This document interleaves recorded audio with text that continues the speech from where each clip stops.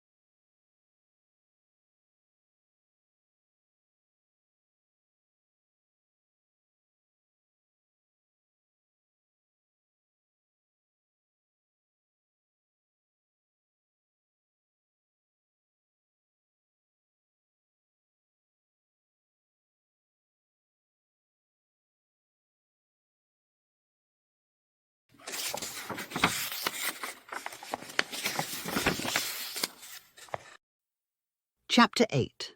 Some Mysteries of Nature. Think not my magic wonders wrought by aid of Stygian angels summoned up from hell, scorned and accursed by those who have essayed her gloomy divs and affrights to compel.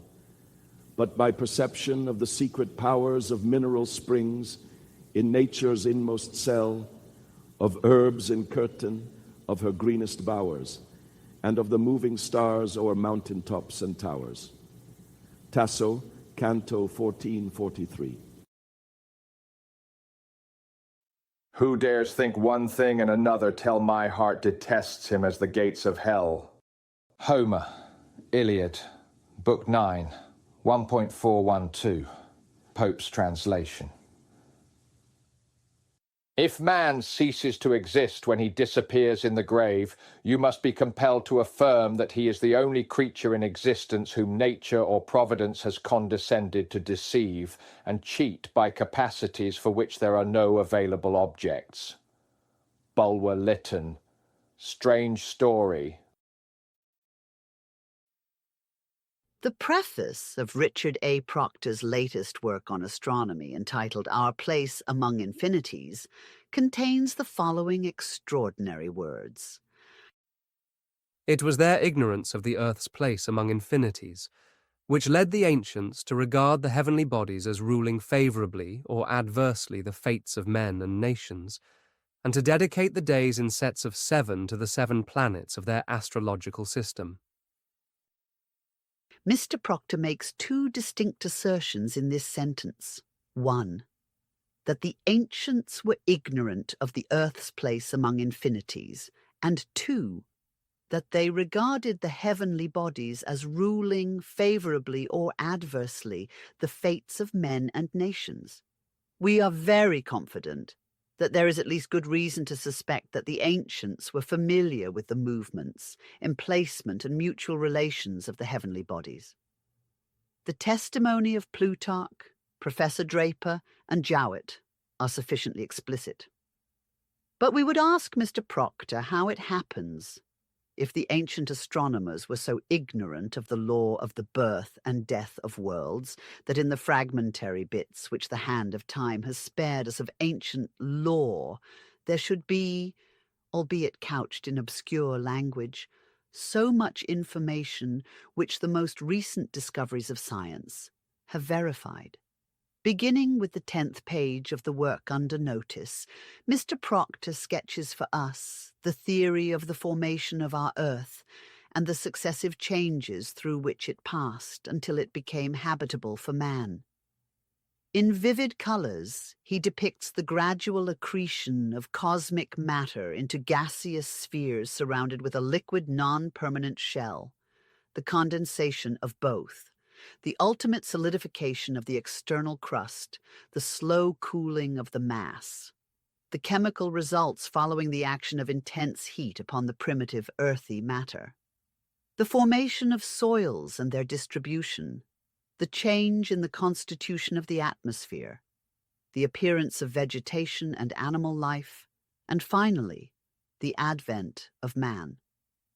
Now let us turn to the oldest written records left us by the Chaldeans, the Hermetic Book of Numbers, and see what we shall find in the allegorical language of Hermes, Cadmus, or Thuti, the thrice great Trismegistus.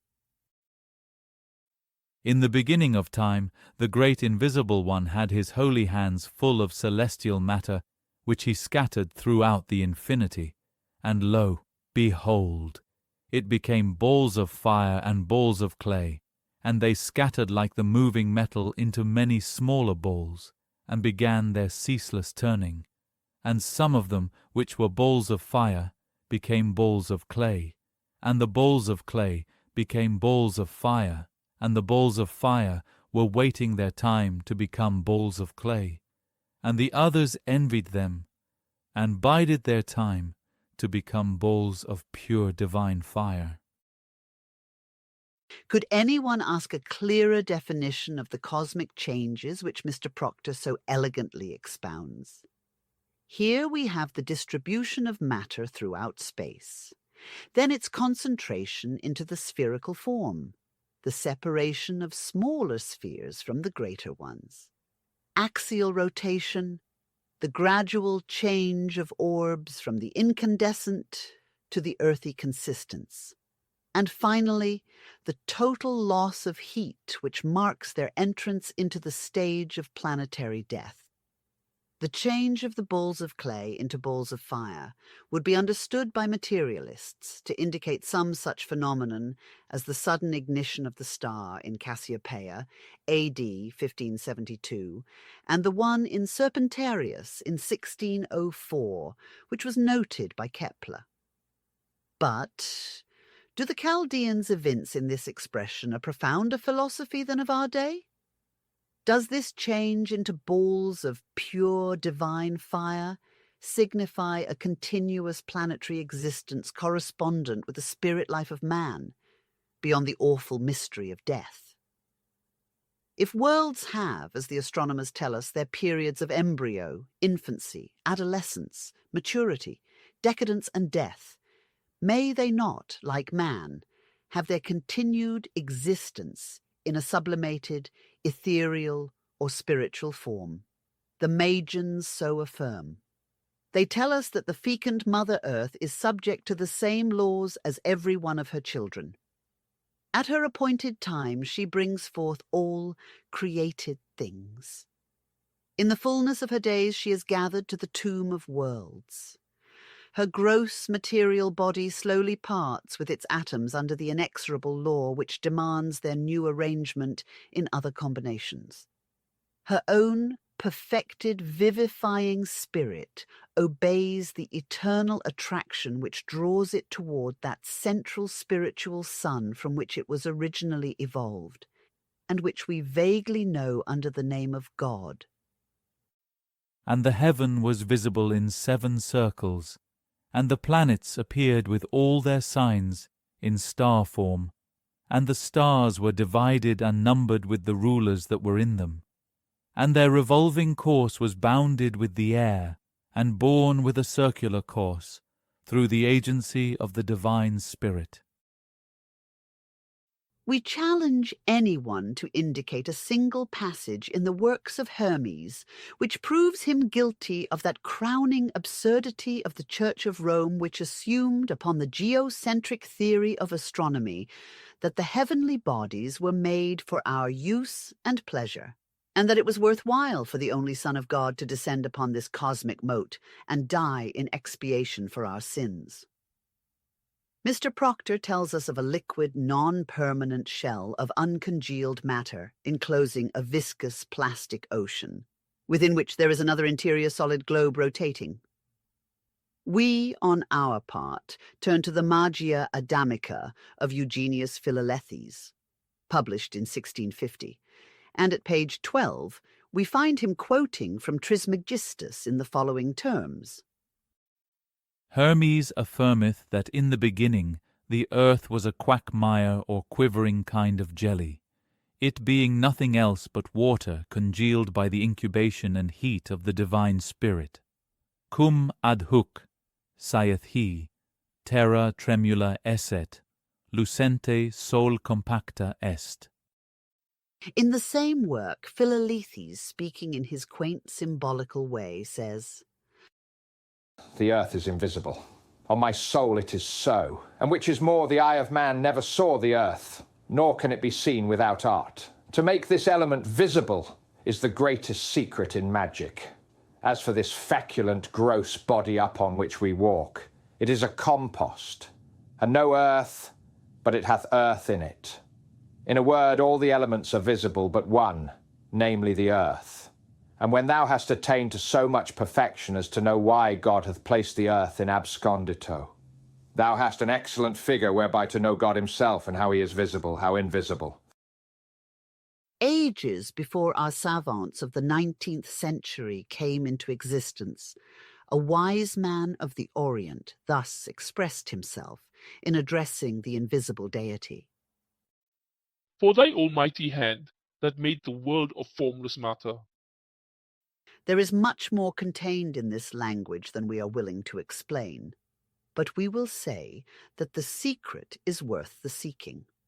Perhaps in this formless matter, the pre-Adamite earth, is contained a potency with which Messrs. Tyndall and Huxley would be glad to acquaint themselves.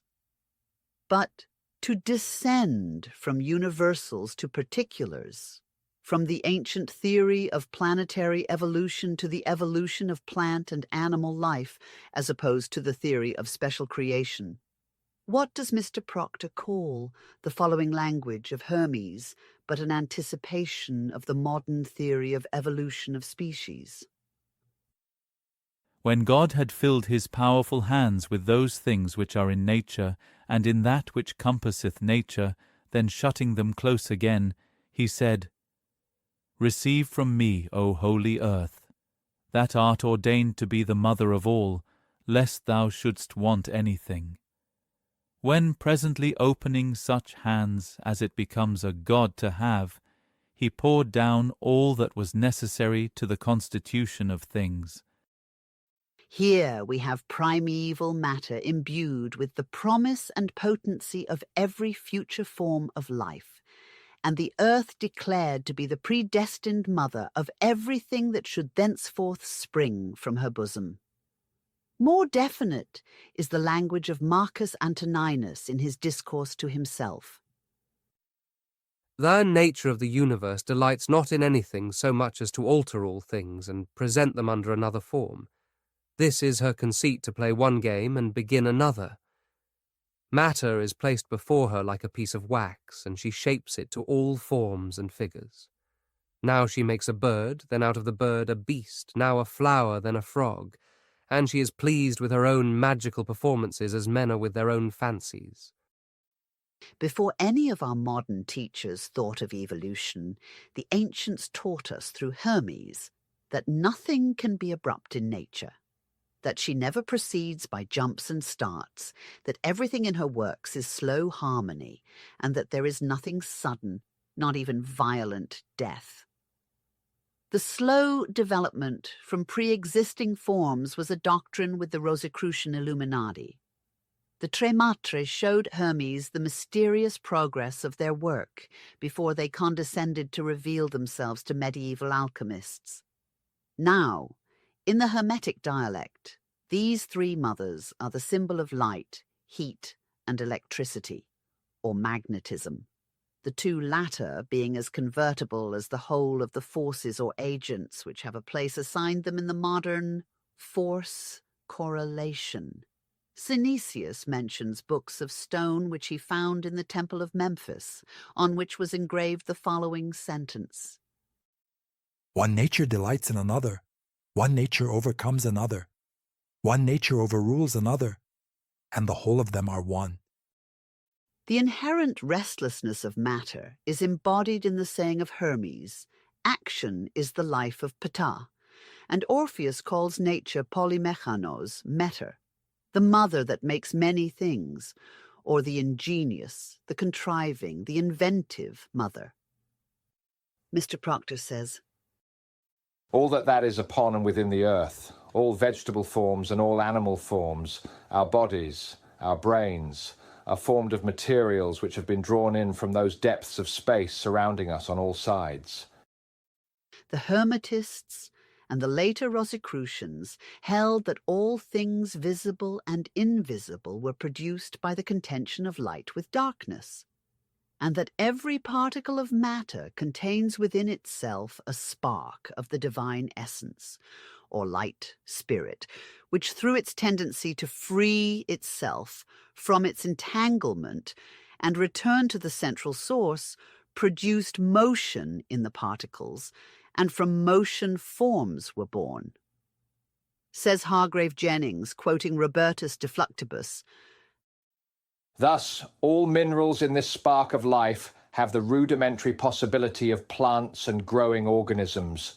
Thus, all plants have rudimentary sensations which might, in the ages, enable them to perfect and transmute into locomotive new creatures, lesser or higher in their grade, or nobler or meaner in their functions. Thus, all plants and all vegetation might pass off by side roads into more distinguished highways, as it were, of independent, completer advance, allowing their original spark of light to expand and thrill with higher and more vivid force, and to urge forward with more abounding informed purpose, all wrought by planetary influence directed by the unseen spirits or workers of the great original architect. light, the first mentioned in Genesis, is termed by the Kabbalists Sephira, or the divine intelligence, the mother of all the Sephiroth, while the concealed wisdom is the father. Light is the first begotten and the first emanation of the Supreme, and light is life, says the evangelist. Both are electricity, the life principle, the anima mundi, pervading the universe, the electric vivifier of all things. Light is the great protean magician, and under the divine will of the architect, its multifarious, omnipotent waves gave birth to every form as well as to every living being. From its swelling, electric bosom springs matter and spirit. Within its beams lie the beginnings of all physical and chemical action and of all cosmic and spiritual phenomena. It vitalizes and disorganizes. It gives life and produces death. And from its primordial point gradually emerged into existence the myriads of worlds, visible and invisible celestial bodies.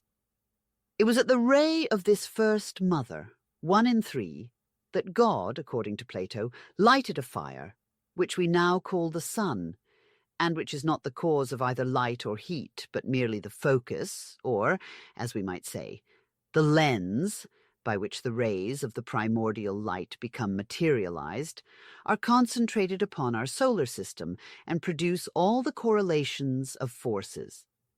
So much for the first of Mr. Proctor's two propositions. Now, for the second. The work which we have been noticing comprises a series of 12 essays, of which the last is entitled Thoughts on Astrology. The author treats the subject with so much more consideration than is the custom of men of his class, that it is evident he has given it thoughtful attention. In fact, he goes so far as to say that, If we consider the matter aright, we must concede that of all the errors into which men have fallen in their desire to penetrate into futurity, astrology is the most respectable. We may even say the most reasonable. he admits that, The heavenly bodies do rule the fates of men and nations in the most unmistakable manner, seeing that without the controlling and beneficent influences of the chief among those orbs, the sun, every living creature on the earth must perish. He admits, also, the influence of the moon and sees nothing strange in the ancients' reasoning by analogy, that if two among these heavenly bodies were thus potent in terrestrial influences, it was natural that the other moving bodies known to the ancients should be thought to possess also their special powers. Indeed, the professor sees nothing unreasonable in their supposition that the influences exerted by the slower-moving planets might be even more potent than those of the sun himself. Mr. Proctor thinks that the system of astrology was formed gradually and perhaps tentatively.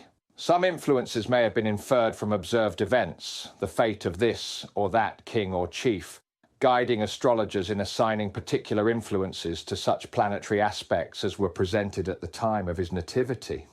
Others may have been invented and afterward have found general acceptance, because confirmed by some curious coincidences.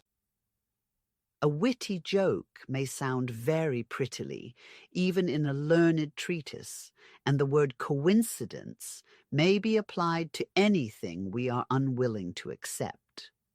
But a sophism is not a truism, still less is it a mathematical demonstration, which alone ought to serve as a beacon, to astronomers at least. Astrology is a science as infallible as astronomy itself, with the condition, however, that its interpreters must be equally infallible.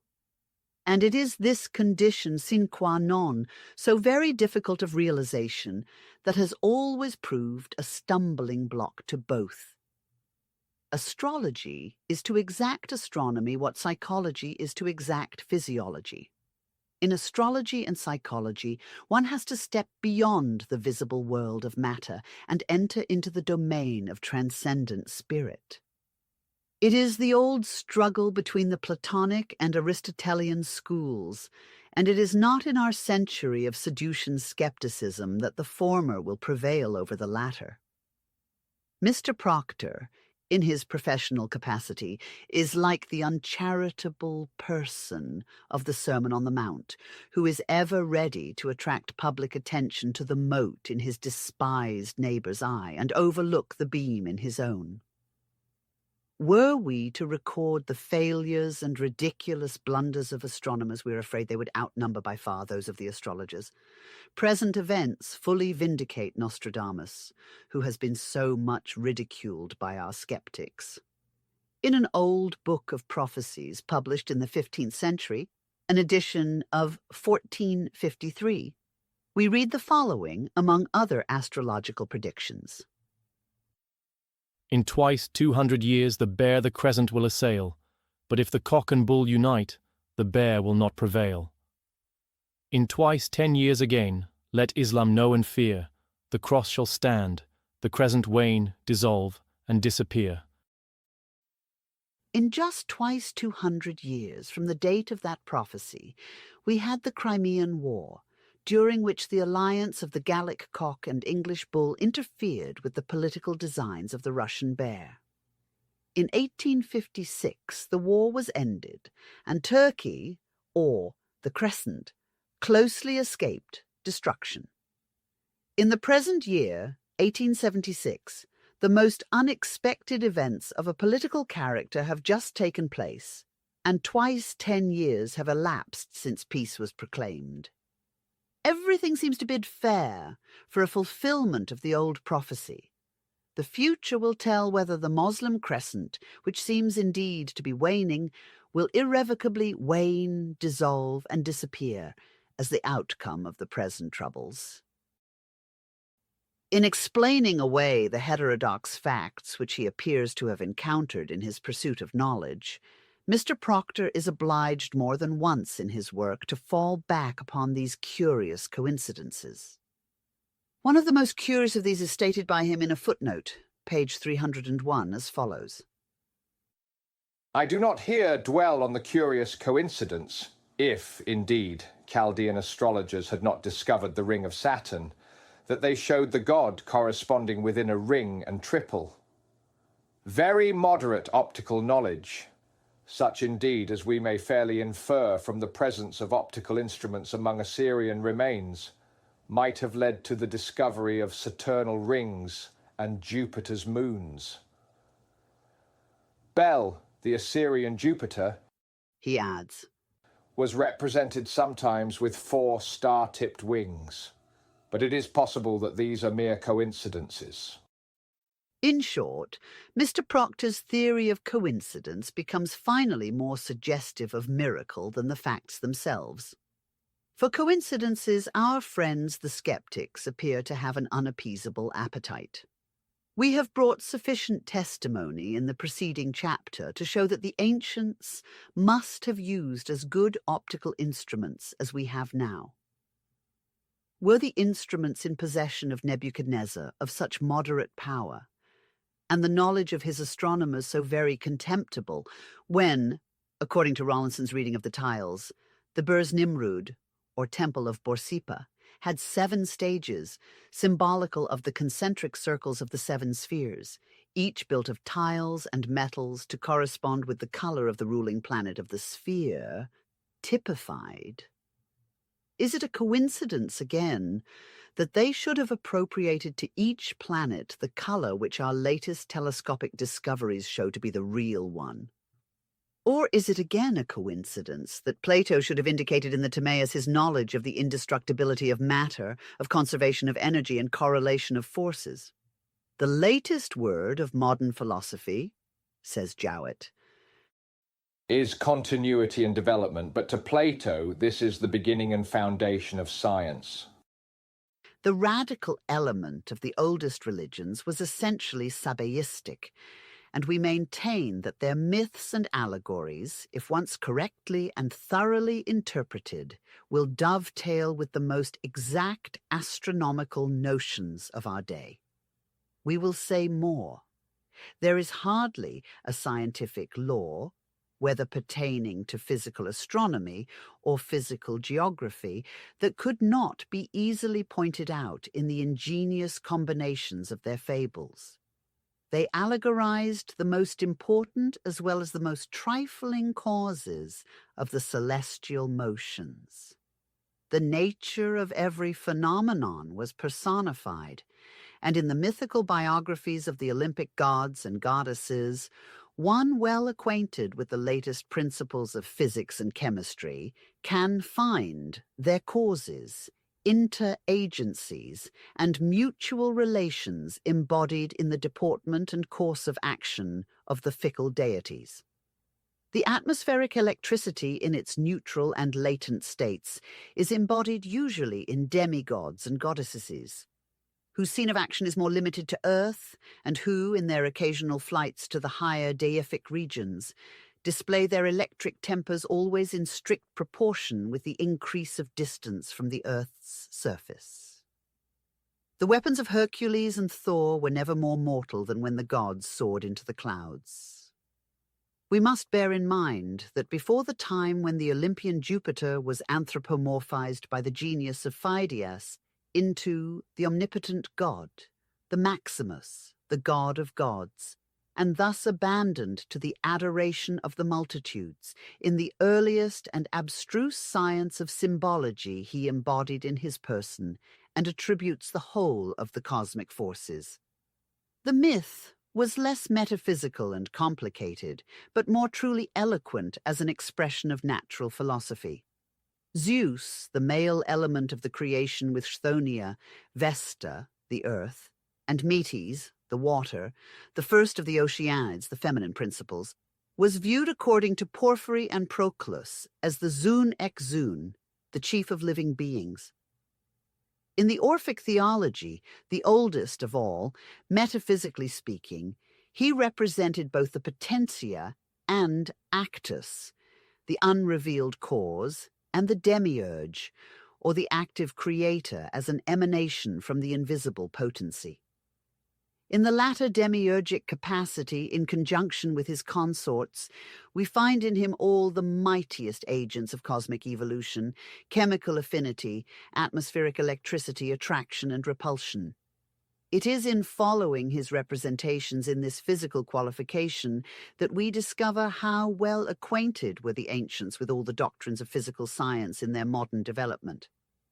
Later, in the Pythagorean speculations, Zeus became the metaphysical trinity, the monad evolving from its invisible self, the active cause, effect, and intelligent will, the whole forming the tetractys. Still later, we find the earlier Neoplatonists leaving the primal monad aside, on the ground of its utter incomprehensibleness to human intellect, speculating merely on the demiurgic triad of this deity, as visible and intelligible in its effects. And thus the metaphysical continuation by Plotinus, Porphyry, Proclus, and other philosophers of this view of Zeus, the father, Zeus Poseidon, or Dunamis, the sun and power, and the spirit, or nous. This triad was also accepted as a whole by the Irenaic school of the 2nd century. The more substantial difference between the doctrines of the 2 centuries Neoplatonists and the Christians being merely the forcible amalgamation by the latter of the incomprehensible monad with its actualized creative trinity. In his astronomical aspect, Zeus Dionysus has his origin in the zodiac, the ancient solar year. In Libya, he assumed the form of a ram, and is identical with the Egyptian Amun, who begat Osiris, the Taurian god. Osiris is also a personified emanation of the father sun, and himself the sun in Taurus, the parent sun being the sun in Aries. As the latter, Jupiter, is in the guise of a ram, and as Jupiter Dionysus or Jupiter Osiris, he is the bull. This animal is, as it is well known, the symbol of the creative power. Moreover, the Kabbalah explains, through the medium of one of its chief expounders, Simon ben Yochai, the origin of this strange worship of the bulls and cows. It is neither Darwin nor Huxley, the founders of the doctrine of evolution and its necessary complement, the transformation of species, that can find anything against the rationality of this symbol, except perhaps a natural feeling of uneasiness upon finding that they were preceded by the ancients, even in this particular modern discovery. Elsewhere, we will give the doctrine of the Kabbalists as taught by Simon ben Yochai. It may be easily proved that from time immemorial Saturn or Kronos, whose ring, most positively, was discovered by the Chaldean astrologers, and whose symbolism is no coincidence, was considered the father of Zeus, before the latter became himself the father of all the gods, and was the highest deity. He was the Bel, or Baal of the Chaldeans, and originally imported among them by the Akkadians. Rawlinson insists that the latter came from Armenia. But if so, how can we account for the fact that Bel is but a Babylonian personification of the Hindu Siva, or Bala, the fire god, the omnipotent creative, and at the same time destroying deity, in many senses higher than Brahma himself? Zeus, says an Orphic hymn, is the first and the last, the head and the extremities. From him have proceeded all things. He is a man and an immortal nymph, male and female element, the soul of all things, and the principal motor in fire. He is the sun and the moon, the fountain of the ocean, the demiurgus of the universe, one power, one God, the mighty creator and governor of the cosmos. Everything, fire, water, earth, ether, night, the heavens, metis, the primeval architectures, the Sophia of the Gnostics, and the Sephira of the Kabbalists, the beautiful Eros, Cupid, all is included within the vast dimensions of his glorious body. This short hymn of laudation contains within itself the groundwork of every mytho-poietic conception, The imagination of the ancients proved as boundless as the visible manifestations of the deity itself, which afforded them the themes for their allegories. Still the latter, exuberant as they seem, never departed from the two principal ideas which may be ever found running parallel in their sacred imagery: a strict adherence to the physical as well as moral or spiritual aspect of natural law. Their metaphysical researches never clashed with scientific truths, and their religions may be truly termed the psychophysiological creeds of the priests and scientists who built them on the traditions of the infant world, such as the unsophisticated minds of the primitive races received them, and on their own experimental knowledge, hoary with all the wisdom of the intervening ages. As the sun, what better image could be found for Jupiter emitting his golden rays than to personify this emanation in Diana, the all-illuminating virgin Artemis, whose oldest name was Dictina, literally the emitted ray, from the word decane. The moon is non-luminous, and it shines only by the reflected light of the sun. Hence the imagery of his daughter, the goddess of the moon, and herself, Luna, Astarte, or Diana.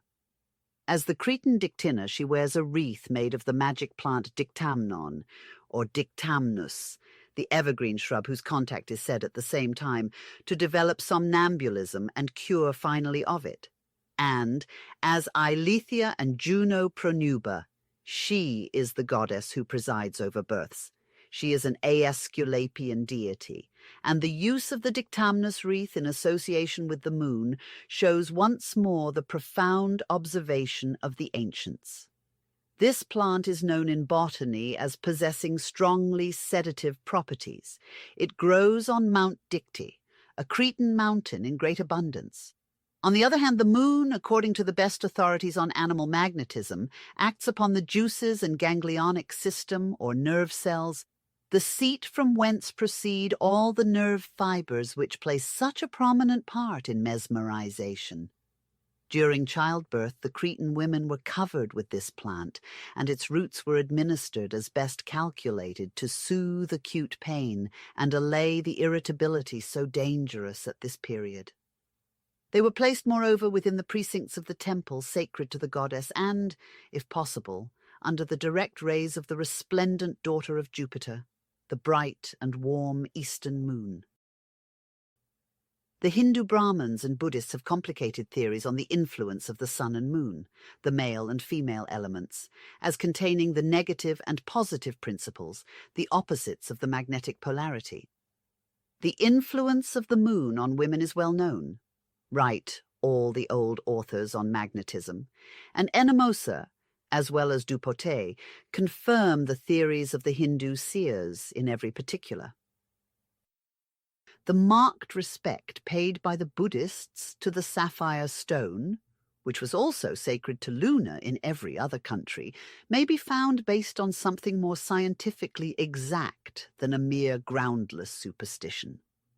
They ascribed to it a sacred magical power, which every student of psychological mesmerism will readily understand, for its polished and deep blue surface produces extraordinary somnambulic phenomena. The varied influence of the prismatic colours on the growth of vegetation, and especially that of the blue ray, has been recognised but recently. The academicians quarrelled over the unequal heating power of the prismatic rays until a series of experimental demonstrations by General Pleasanton proved that under the blue ray, the most electric of all, animal and vegetable growth was increased to a magical proportion. Thus, Amoretti's investigations of the electric polarity of precious stones show that the diamond, the garnet, the amethyst are negative E, while the sapphire is positive E. Thus, we are enabled to show that the latest experiments of science only corroborate that which was known to the Hindu sages before any of the modern academies were founded. An old Hindu legend says that Brahma Prajapati, having fallen in love with his own daughter, Ushas, heaven, sometimes the dawn also, assumed the form of a buck, Risya, and Usha's that of a female deer, Rohit, and thus committed the first sin.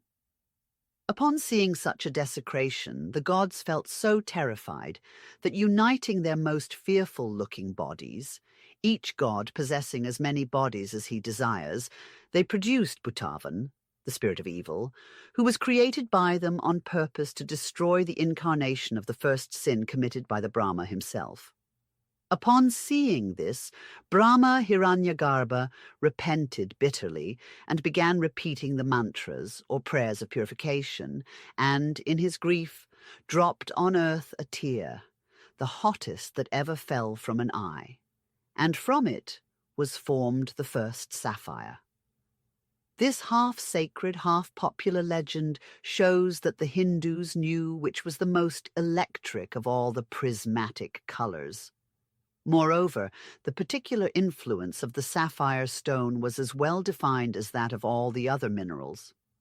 Orpheus teaches how it is possible to affect a whole audience by means of a lodestone.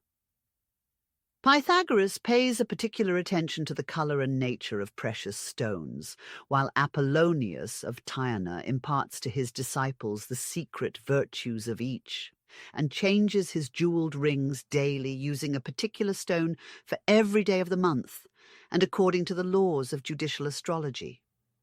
The Buddhists assert that the sapphire produces peace of mind, equanimity, and chases all evil thoughts by establishing a healthy circulation in man.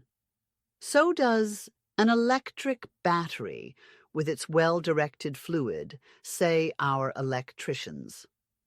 The sapphire, say the Buddhists, will open barred doors and dwellings for the spirit of man. It produces a desire for prayer and brings with it more peace than any other gem. But he who would wear it must lead a pure and holy life.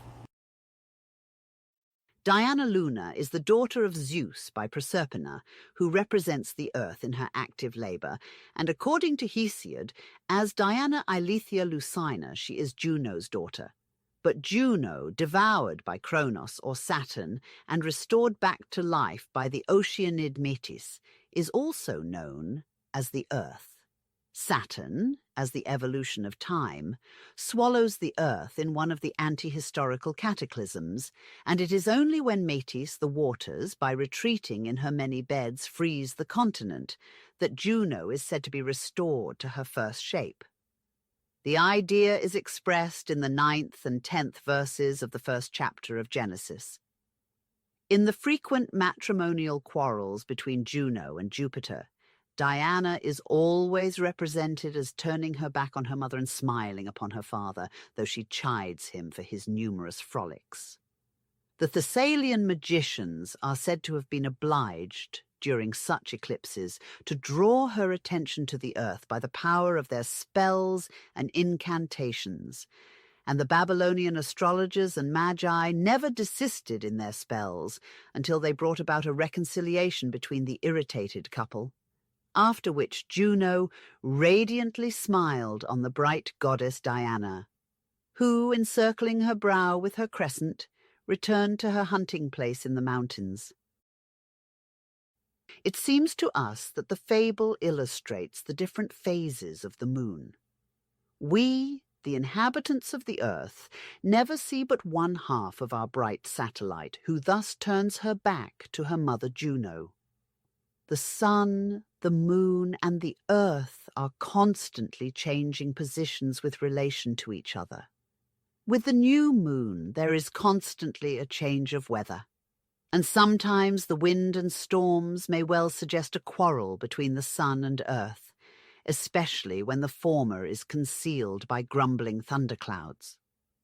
Furthermore, the new moon, when her dark side is turned toward us, is invisible, and it is only after a reconciliation between the sun and the earth that a bright crescent becomes visible on the side nearest to the sun, though this time Luna is not illuminated by sunlight directly received, but by sunlight reflected from the earth to the moon, and by her reflected back to us. Hence, the Chaldean astrologers and the magicians of Thessaly, who probably watched and determined as accurately as Ababane the course of the celestial bodies, were said, by their enchantments, to force the moon to descend on earth, i.e. to show her crescent, which she could do but after receiving the radiant smile from her mother Earth, who put it on after the conjugal reconciliation.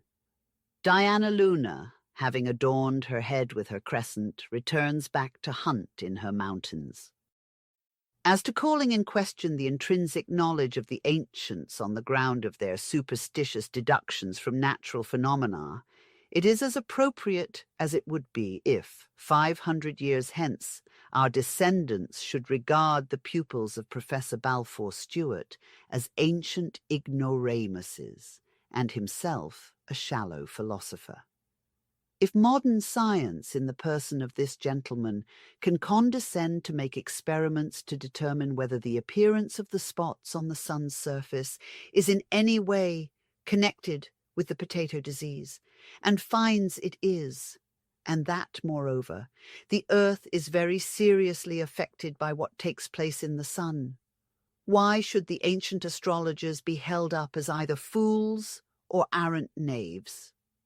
There's the same relation between natural and judicial or judiciary astrology as between physiology and psychology, the physical and the moral.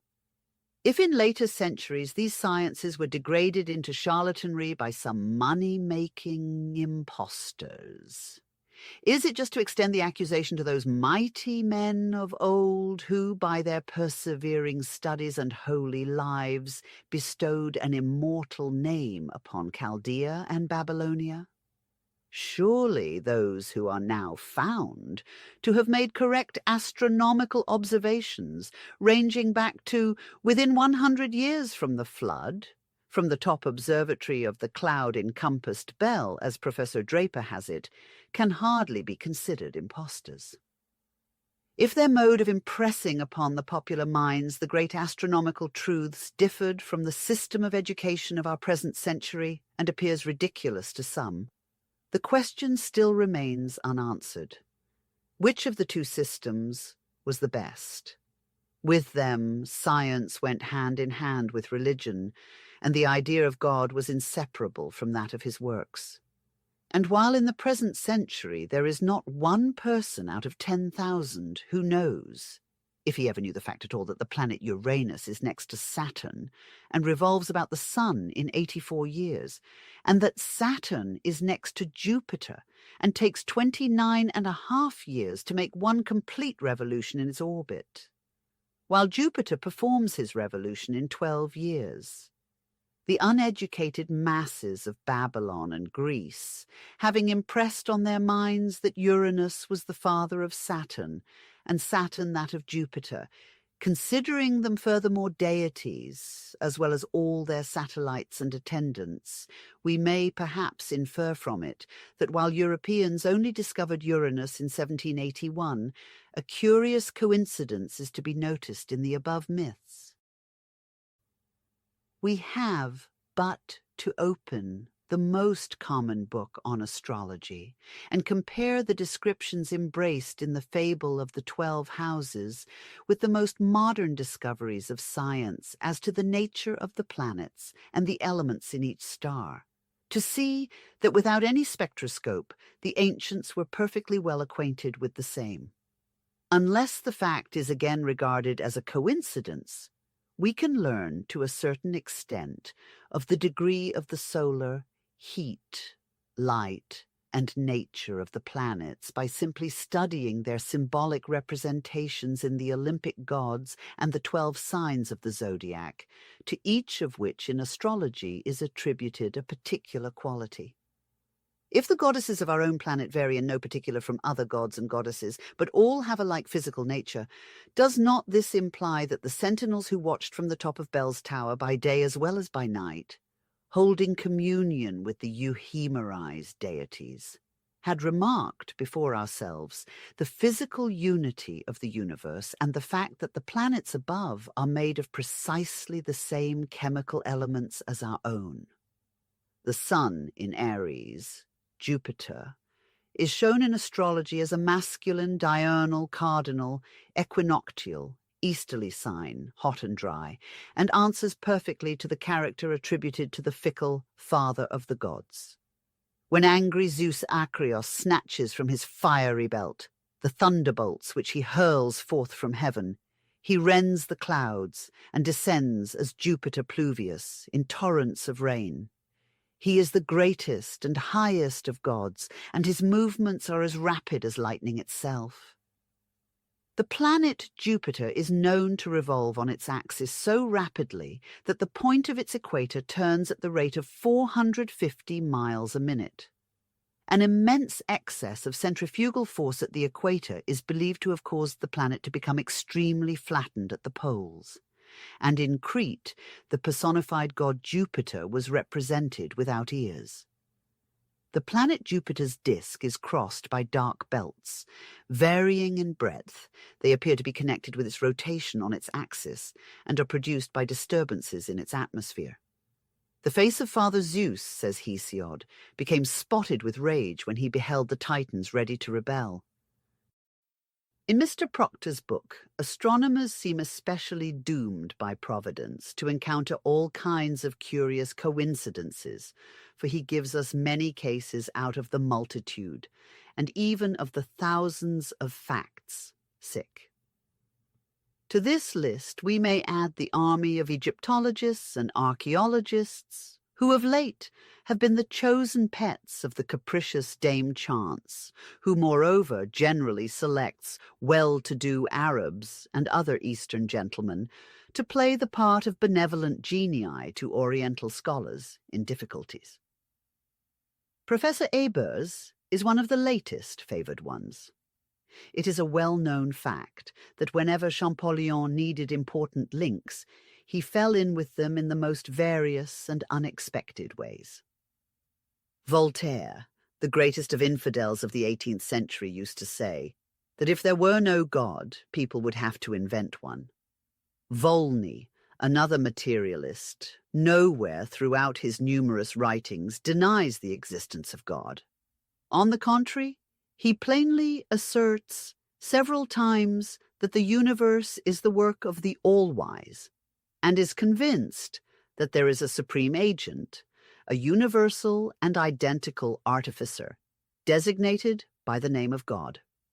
Voltaire becomes, toward the end of his life, Pythagorical, and concludes by saying, I have consumed 40 years of my pilgrimage, seeking the philosopher's stone called truth.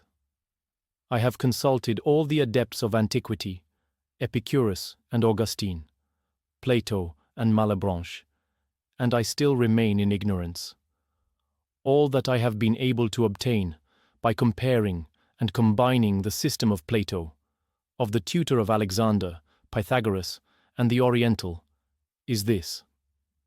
Chance is a word void of sense. Nothing can exist without a cause. The world is arranged according to mathematical laws. Hence, it is arranged by an intelligence.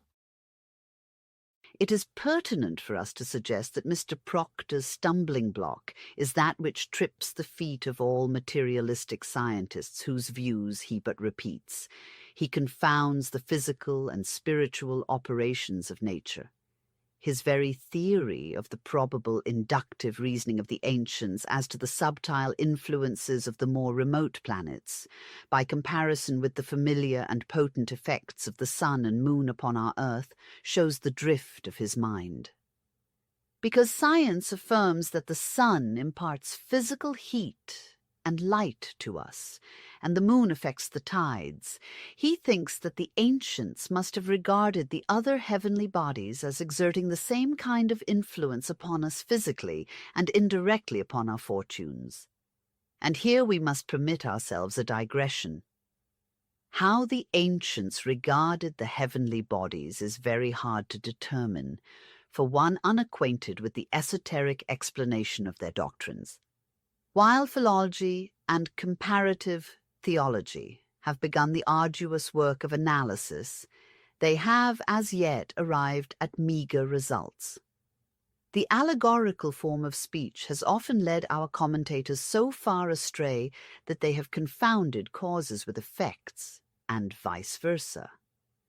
In the baffling phenomenon of force correlation, even our greatest scientists would find it very hard to explain which of these forces is the cause, and which the effect, since each may be both by turns and convertible. Thus, if we should inquire of the physicists, is it light which generates heat, or the latter which produces light? We would in all probability be answered that it is certainly light which creates heat. Very well. But how? Did the great artificer first produce light, or did he first construct the sun, which is said to be the sole dispenser of light and consequently heat? These questions may appear at first glance indicative of ignorance. But perhaps, if we ponder them deeply, they will assume another appearance. In Genesis, the Lord first creates light, and 3 days and 3 nights are alleged to pass away before he creates the sun, the moon, and the stars. This gross blunder against exact science has created much merriment among materialists, and they certainly would be warranted in laughing if their doctrine that our light and heat are derived from the sun were unassailable. Until recently, nothing has happened to upset this theory, which, for lack of a better one, according to the expression of a preacher, reigns sovereign in the empire of hypothesis. The ancient sun worshippers regarded the Great Spirit as a nature god, identical with nature, and the sun as the deity, in whom the Lord of Life dwells.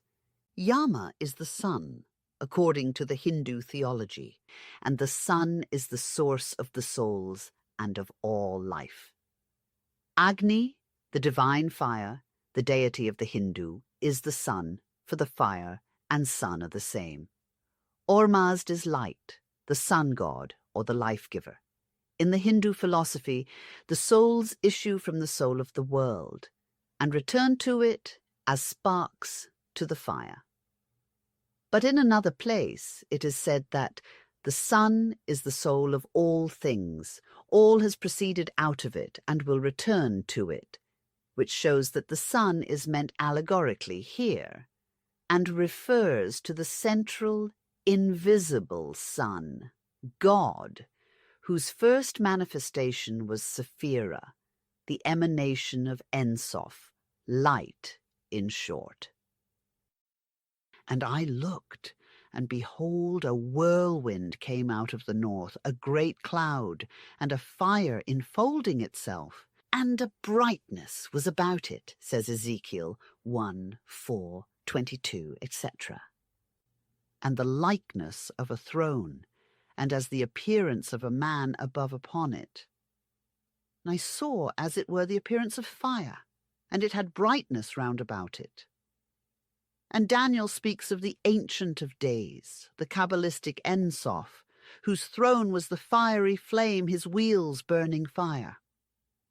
A fiery stream issued and came forth from before him. Like the pagan Saturn, who had his castle of flame in the 7th heaven, the Jewish Jehovah had his castle of fire over the 7th heavens. If the limited space of the present work would permit, we might easily show that none of the ancients, the sun worshippers included, regarded our visible sun otherwise than as an emblem of their metaphysical, invisible, central sun god. Moreover, they did not believe what our modern science teaches us, namely, that light and heat proceed from our sun, and that it is this planet which imparts all life to our visible nature. His radiance is undecaying, says the Rig Veda, the intensely shining, all-pervading, unceasing, undecaying rays of Agni desist not, neither night nor day.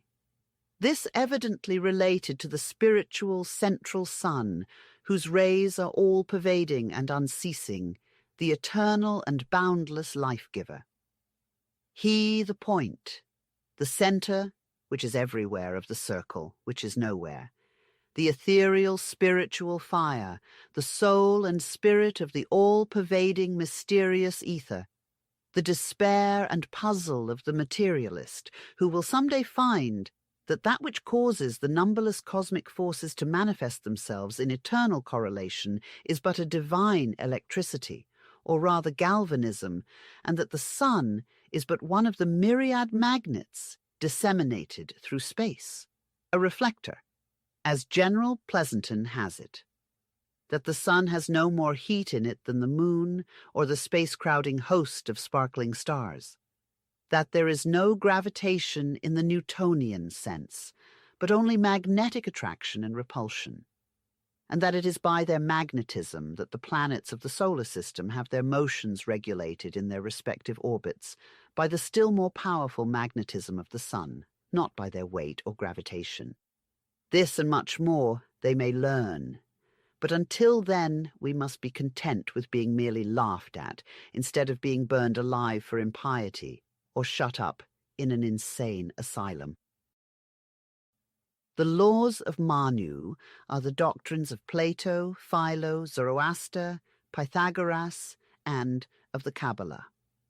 The esoterism of every religion may be solved by the latter.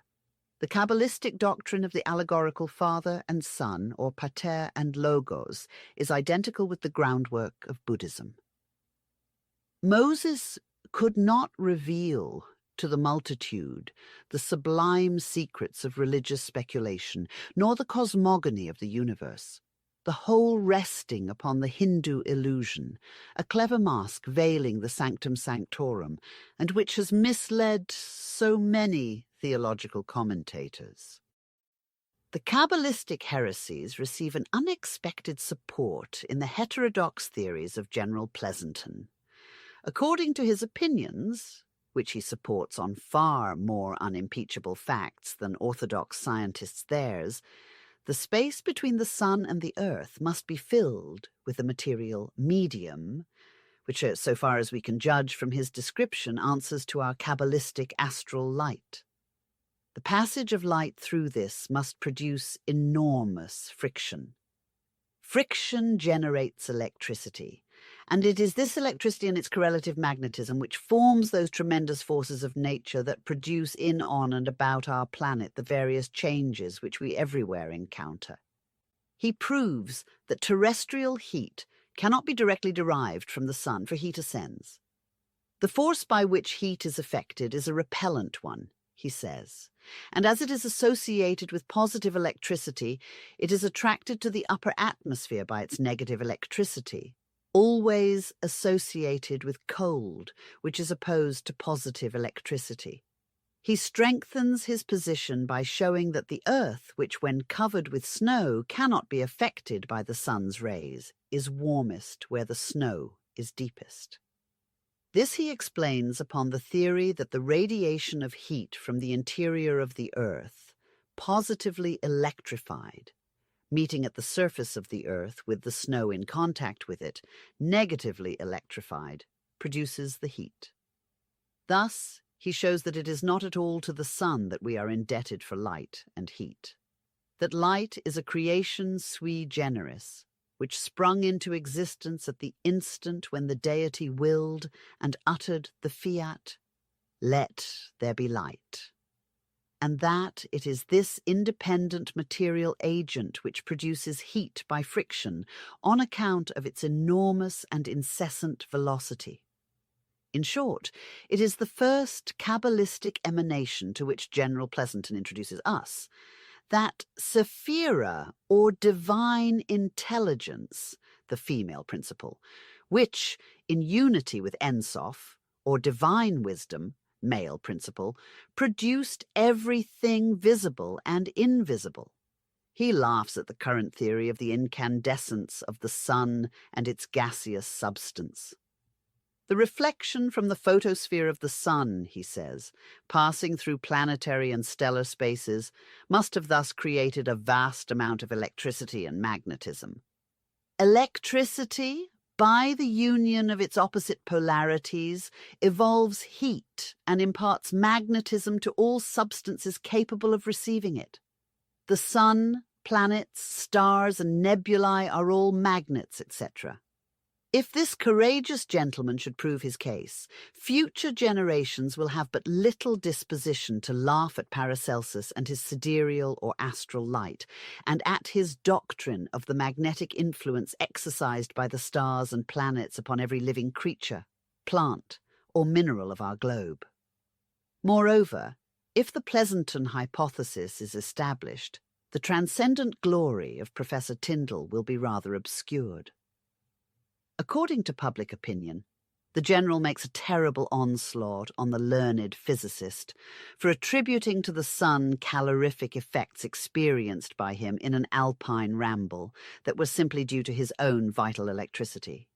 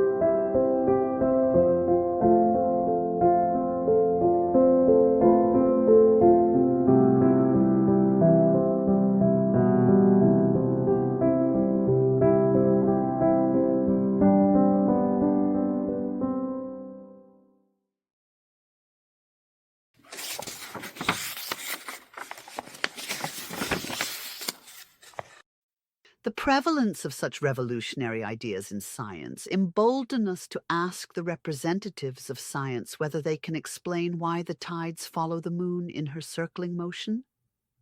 The fact is, they cannot demonstrate even so familiar a phenomenon as this, one that has no mystery for even the neophytes in alchemy and magic. We would also like to learn whether they are equally incapable of telling us why the moon's rays are so poisonous, even fatal to some organisms. Why, in some parts of Africa and India, a person sleeping in the moonlight is often made insane. Why the crises of certain diseases correspond with lunar changes. Why somnambulists are more affected at her full. And why gardeners, farmers, and woodmen cling so tenaciously to the idea that vegetation is affected by lunar influences.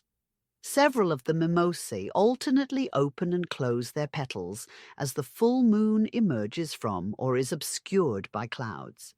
And the Hindus of Travancore have a popular but extremely suggestive proverb which says, "Soft words are better than harsh. The sea is attracted by the cool moon and not by the hot sun." Perhaps the one man or the many men who launched this proverb on the world knew more about the cause of such attraction of the waters by the moon than we do. Thus, if science cannot explain the cause of this physical influence, what can she know of the moral and occult influences that may be exercised by the celestial bodies on men and their destiny? And why contradict that which it is impossible for her to prove false? If certain aspects of the moon effect tangible results so familiar in the experience of men throughout all time, what violence are we doing to logic in assuming the possibility that a certain combination of sidereal influences may also be more or less potential?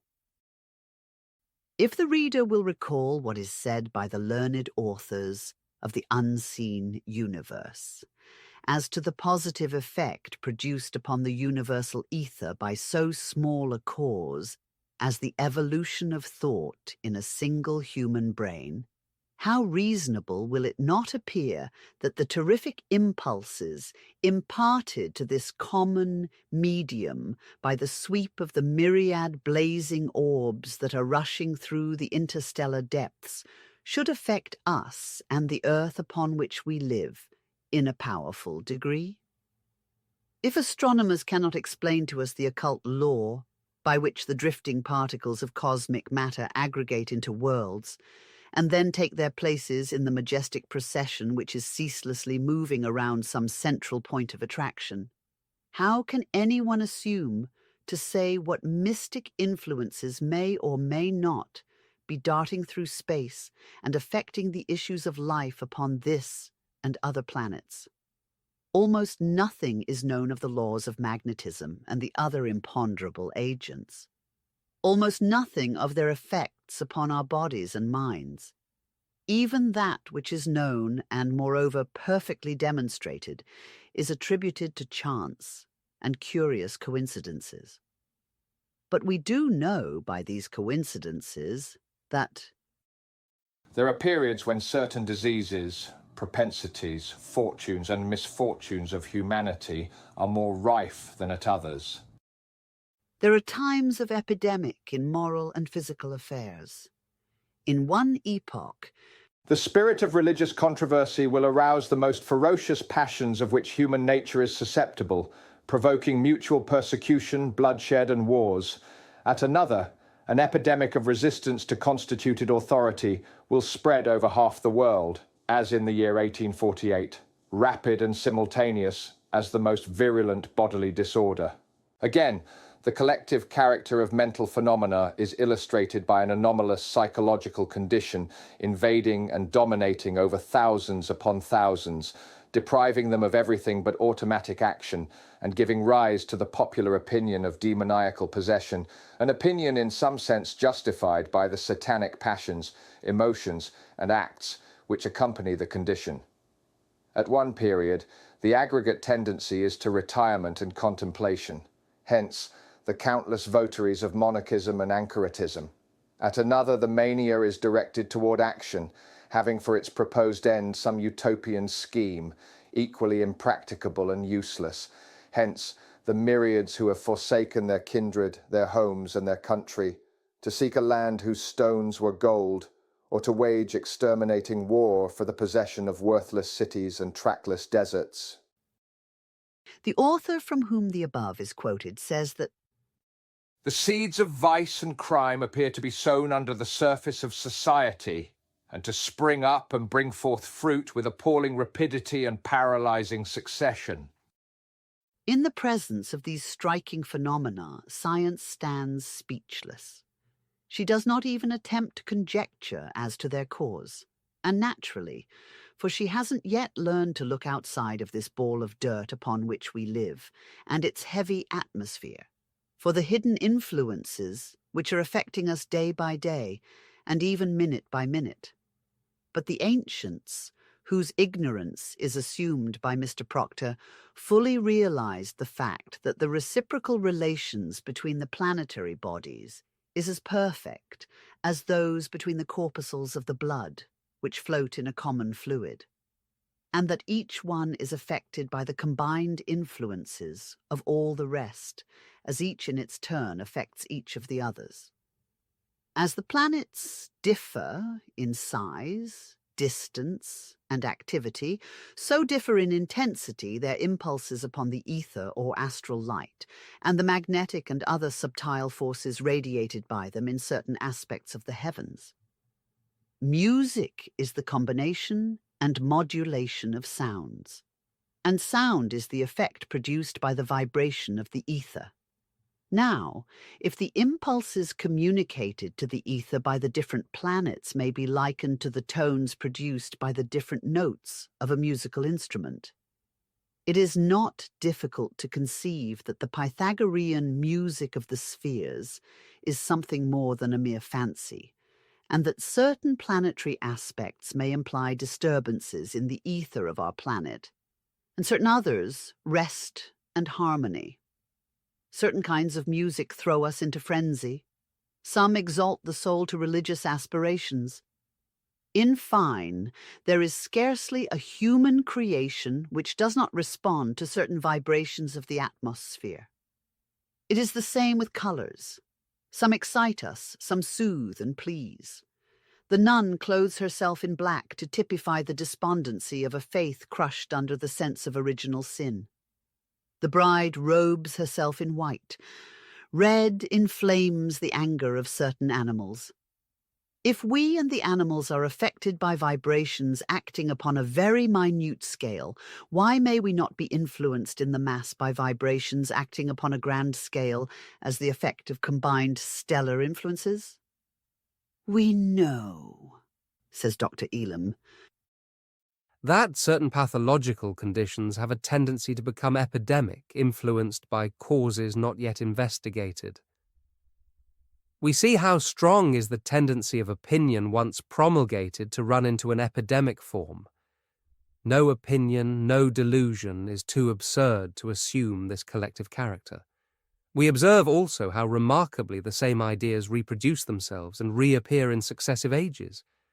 No crime is too horrible to become popular. Homicide, infanticide, suicide, poisoning, or any other diabolical human conception. In epidemics, the cause of the rapid spread at that particular period remains a mystery. These few lines contain an undeniable psychological fact, sketched with a masterly pen, and at the same time a half-confession of utter ignorance, causes not yet investigated. Why not be honest and add at once, impossible to investigate with present scientific methods? Noticing an epidemic of incendiarism, Dr. Elam quotes from the Annales d'Hygiène Publique the following cases. A girl about 17 years of age was arrested on suspicion. She confessed that twice she had set fire to dwellings by instinct, by irresistible necessity. A boy about 18 committed many acts of this nature. He was not moved by any passion, but the bursting out of the flames excited a profoundly pleasing emotion. Who but has noticed in the columns of the daily press similar incidents? They meet the eye constantly. In cases of murder, of every description, and of other crimes of a diabolical character, the act is attributed, in 9 cases out of 10, by the offenders themselves, to irresistible obsessions. Something whispered constantly in my ear. Somebody was incessantly pushing and leading me on. Such are the too frequent confessions of the criminals. Physicians attribute them to hallucinations of disordered brains and call the homicidal impulse temporary lunacy. But is lunacy itself well understood by any psychologist? Has its cause ever been brought under a hypothesis capable of withstanding the challenge of an uncompromising investigator? Let the controversial works of our contemporary alienists answer for themselves. Plato acknowledges man to be the toy of the element of necessity, which he enters upon in appearing in this world of matter. He is influenced by external causes, and these causes are daimonia, like that of Socrates. Happy is the man physically pure, for if his external soul, body, is pure, it will strengthen the second one, astral body, or the soul, which is termed by him the higher mortal soul, which, though liable to err from its own motives, will always side with reason against the animal proclivities of the body. The lusts of man arise in consequence of his perishable material body, so do other diseases. But though he regards crimes as involuntary sometimes, for they result like bodily disease from external causes, Plato clearly makes a wide distinction between these causes. The fatalism which he concedes to humanity does not preclude the possibility of avoiding them, for though pain, fear, anger, and other feelings are given to men by necessity, if they conquered these, they would live righteously, and if they were conquered by them, unrighteously. the dual man, i.e., one from whom the divine immortal spirit has departed, leaving but the animal form and astral body, Plato's higher mortal soul, is left merely to his instincts, for he was conquered by all the evils entailed on matter. Hence, he becomes a docile tool in the hands of the invisibles, beings of sublimated matter hovering in our atmosphere, and ever ready to inspire those who are deservedly deserted by their immortal counselor, the divine spirit, called by Plato genius. According to this great philosopher and initiate, one who lived well during his appointed time would return to the habitation of his star, and there have a blessed and suitable existence. But if he failed in attaining this in the second generation, he would pass into a woman, become helpless and weak as a woman. And should he not cease from evil in that condition, he would be changed into some brute, which resembled him in his evil ways, and would not cease from his toils and transformations until he followed the original principle of sameness and likeness within him, and overcame, by the help of reason, the latter secretions of turbulent and irrational elements, elementary demons, composed of fire and air and water and earth, and returned to the form of his first and better nature. But Dr. Elam thinks otherwise. On page 194 of his book, A Physician's Problems, he says that the cause of the rapid spread of certain epidemics of disease which he is noticing remains a mystery. But as regards the incendiarism, he remarks that in all this we find nothing mysterious, though the epidemic is strongly developed. Strange contradiction.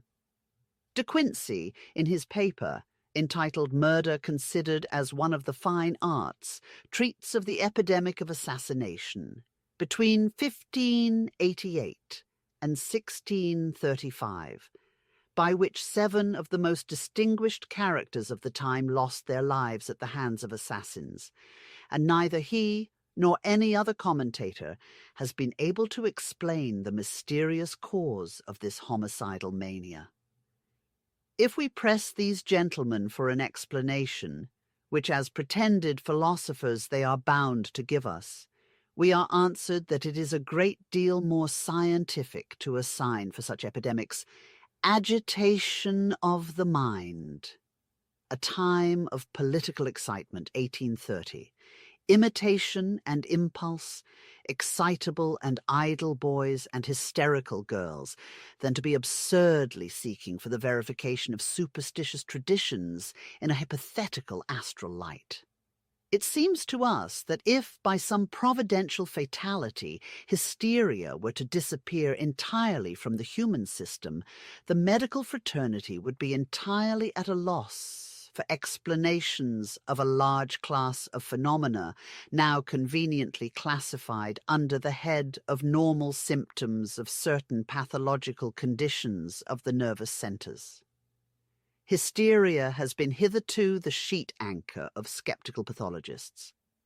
Does a dirty peasant girl begin suddenly to speak with fluency different foreign languages hitherto unfamiliar to her, and to write poetry, hysterics is a medium levitated in full view of a dozen of witnesses, and carried out of 1/3 story window, and brought back through another. Disturbance of the nervous centers, followed by a collective hysterical delusion. A Scotch terrier, caught in the room during a manifestation, is hurled by an invisible hand across the room, breaks to pieces, in his salto mortale, a chandelier, under a ceiling 18 feet high, to fall down killed. Canine hallucination. True science has no belief, says Dr. Fenwick, in Bulwer Lytton's strange story. True science knows but 3 states of mind: denial, conviction, and the vast interval between the two, which is not belief, but the suspension of judgment. Such, perhaps, was true science in Dr. Fenwick's days, but the true science of our modern times proceeds otherwise. It either denies point blank without any preliminary investigation, or sits in the interim between denial and conviction, and dictionary in hand invents new Greco-Latin appellations for non-existing kinds of hysteria. How often have powerful clairvoyants and adepts in mesmerism described the epidemics and physical, though to others invisible, manifestations which science attributes to epilepsy, hemato-nervous disorders, and what not, of somatic origin, as their lucid vision saw them in the astral light. They affirm that the electric waves were in violent perturbation, and that they discerned a direct relation between this ethereal disturbance and the mental or physical epidemic then raging. But science has heeded them not, but gone on with her encyclopedic labor of devising new names for old things.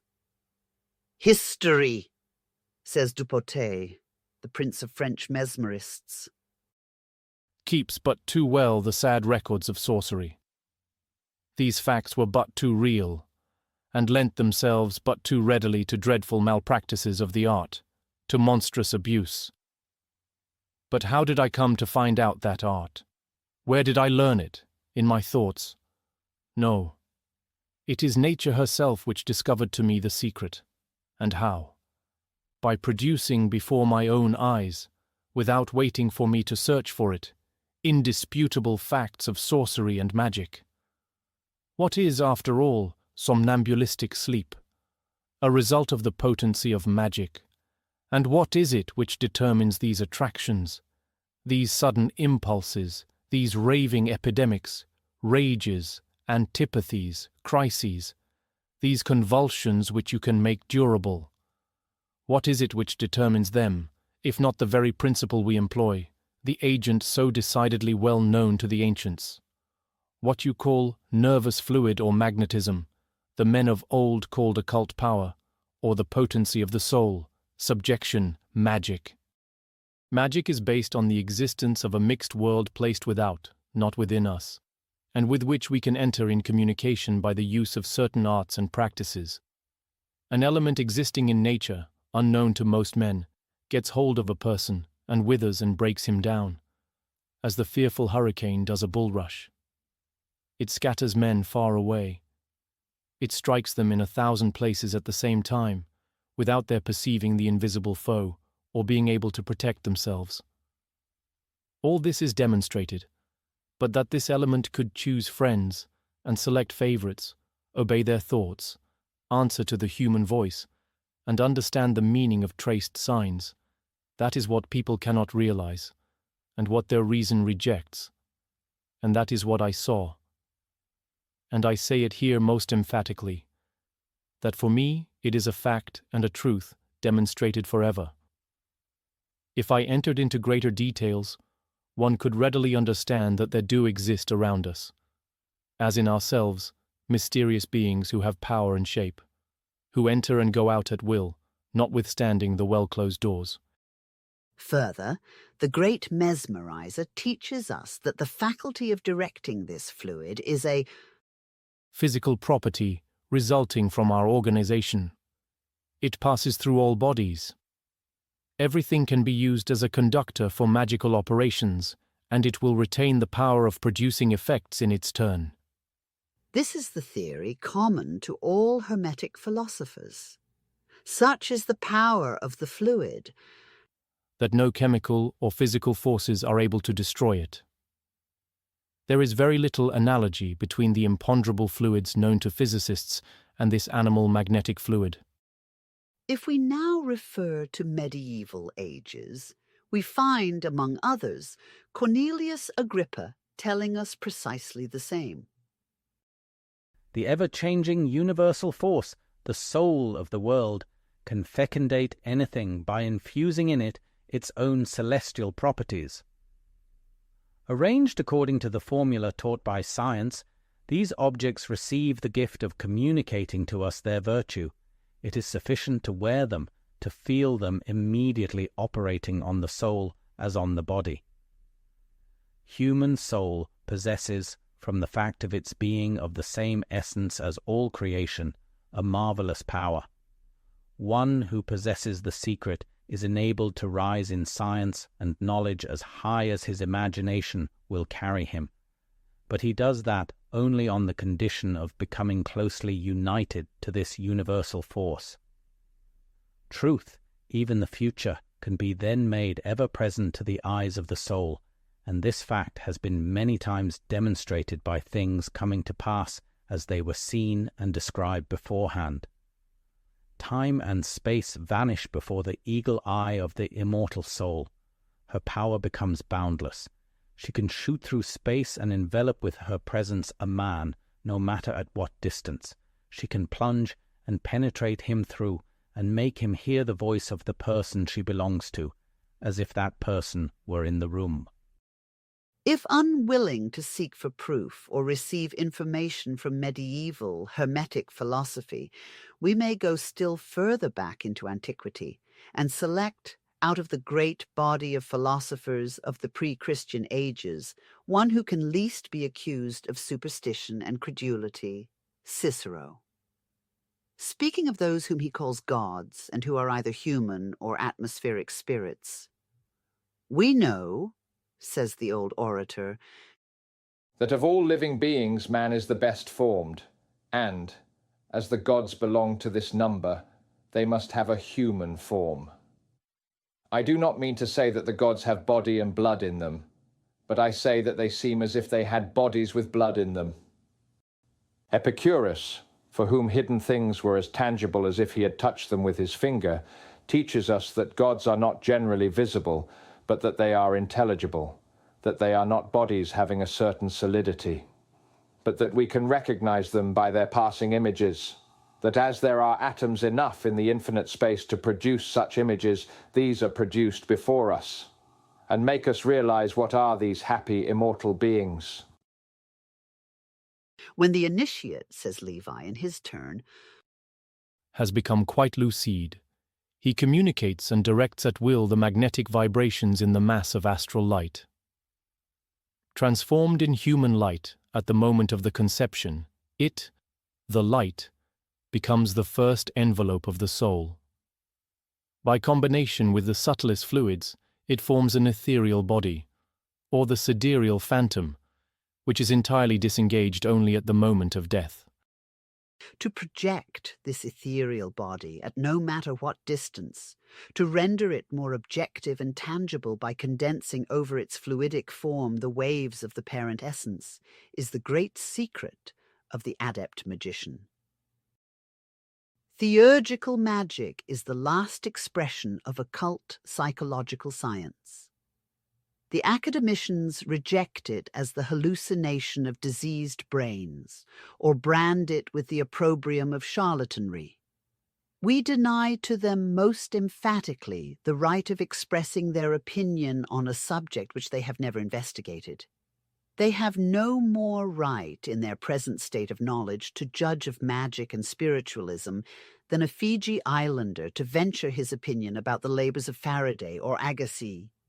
About all they can do on any one day is to correct the errors of the preceding day. Nearly 3,000 years ago, earlier than the days of Pythagoras, the ancient philosophers claimed that light was ponderable, hence matter, and that light was force. The corpuscular theory, owing to certain Newtonian failures to account for it, was laughed down, and the undulatory theory, which proclaimed light imponderable, accepted.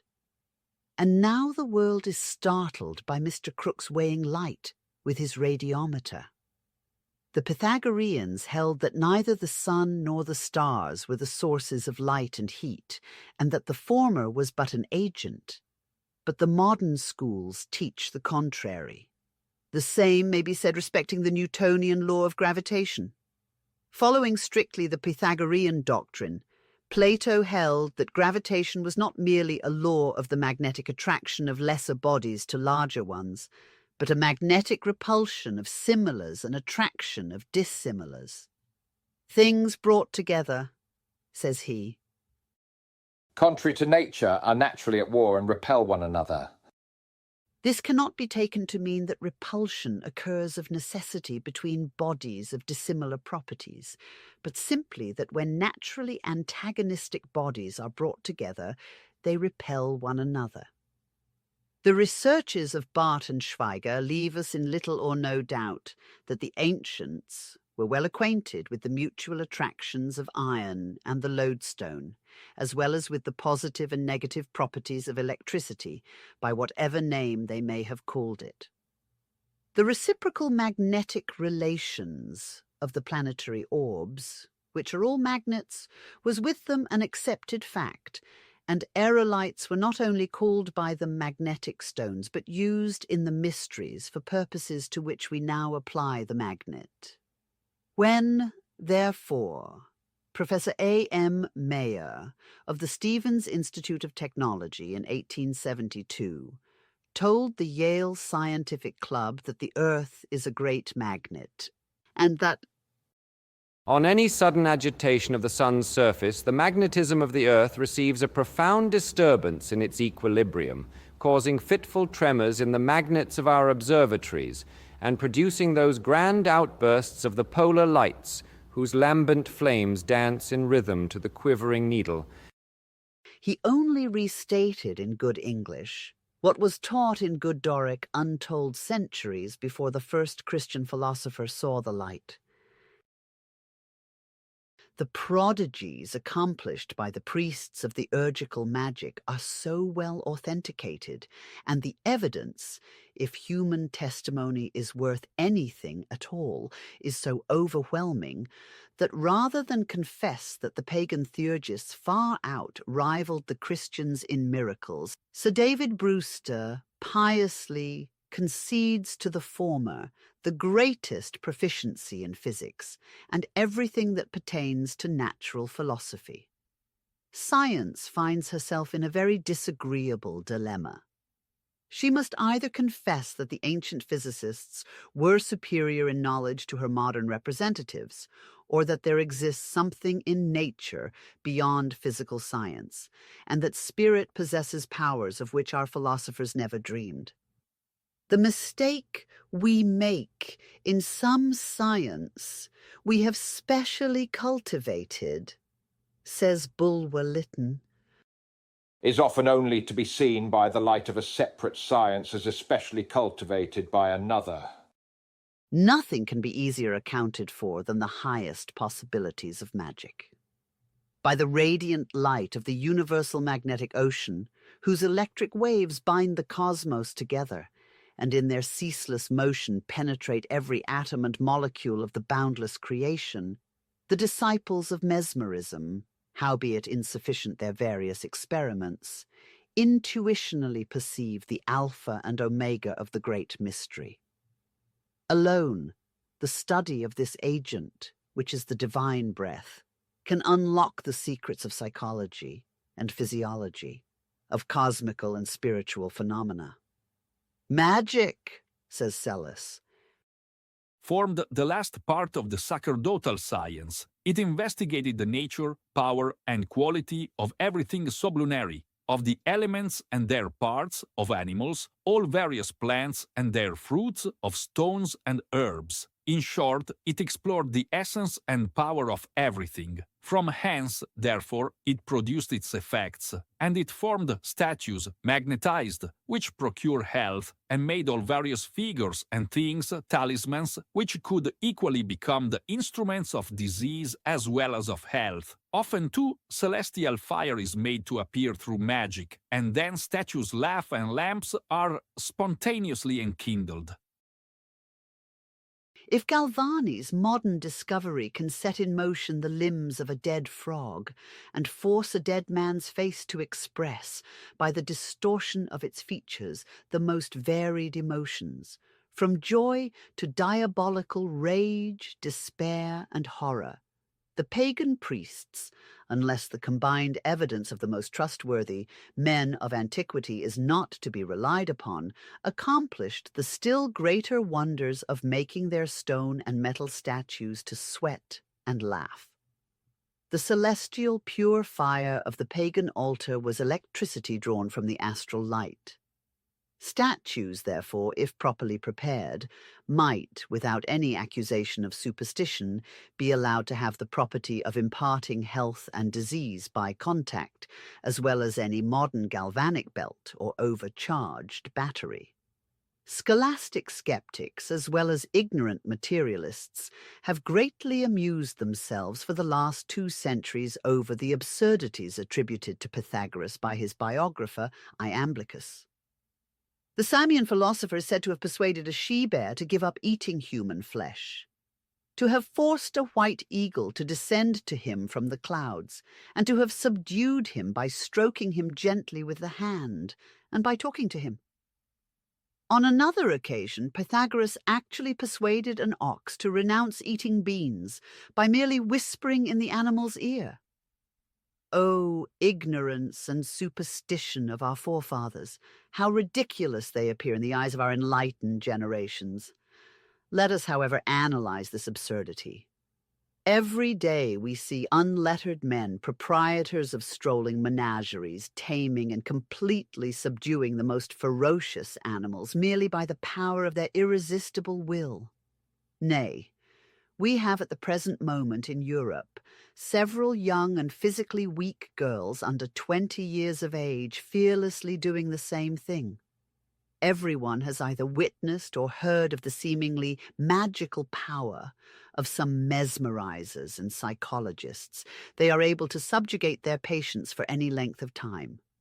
Regazzoni, the mesmerist who excited such wonder in France and London, has achieved far more extraordinary feats than what is above attributed to Pythagoras.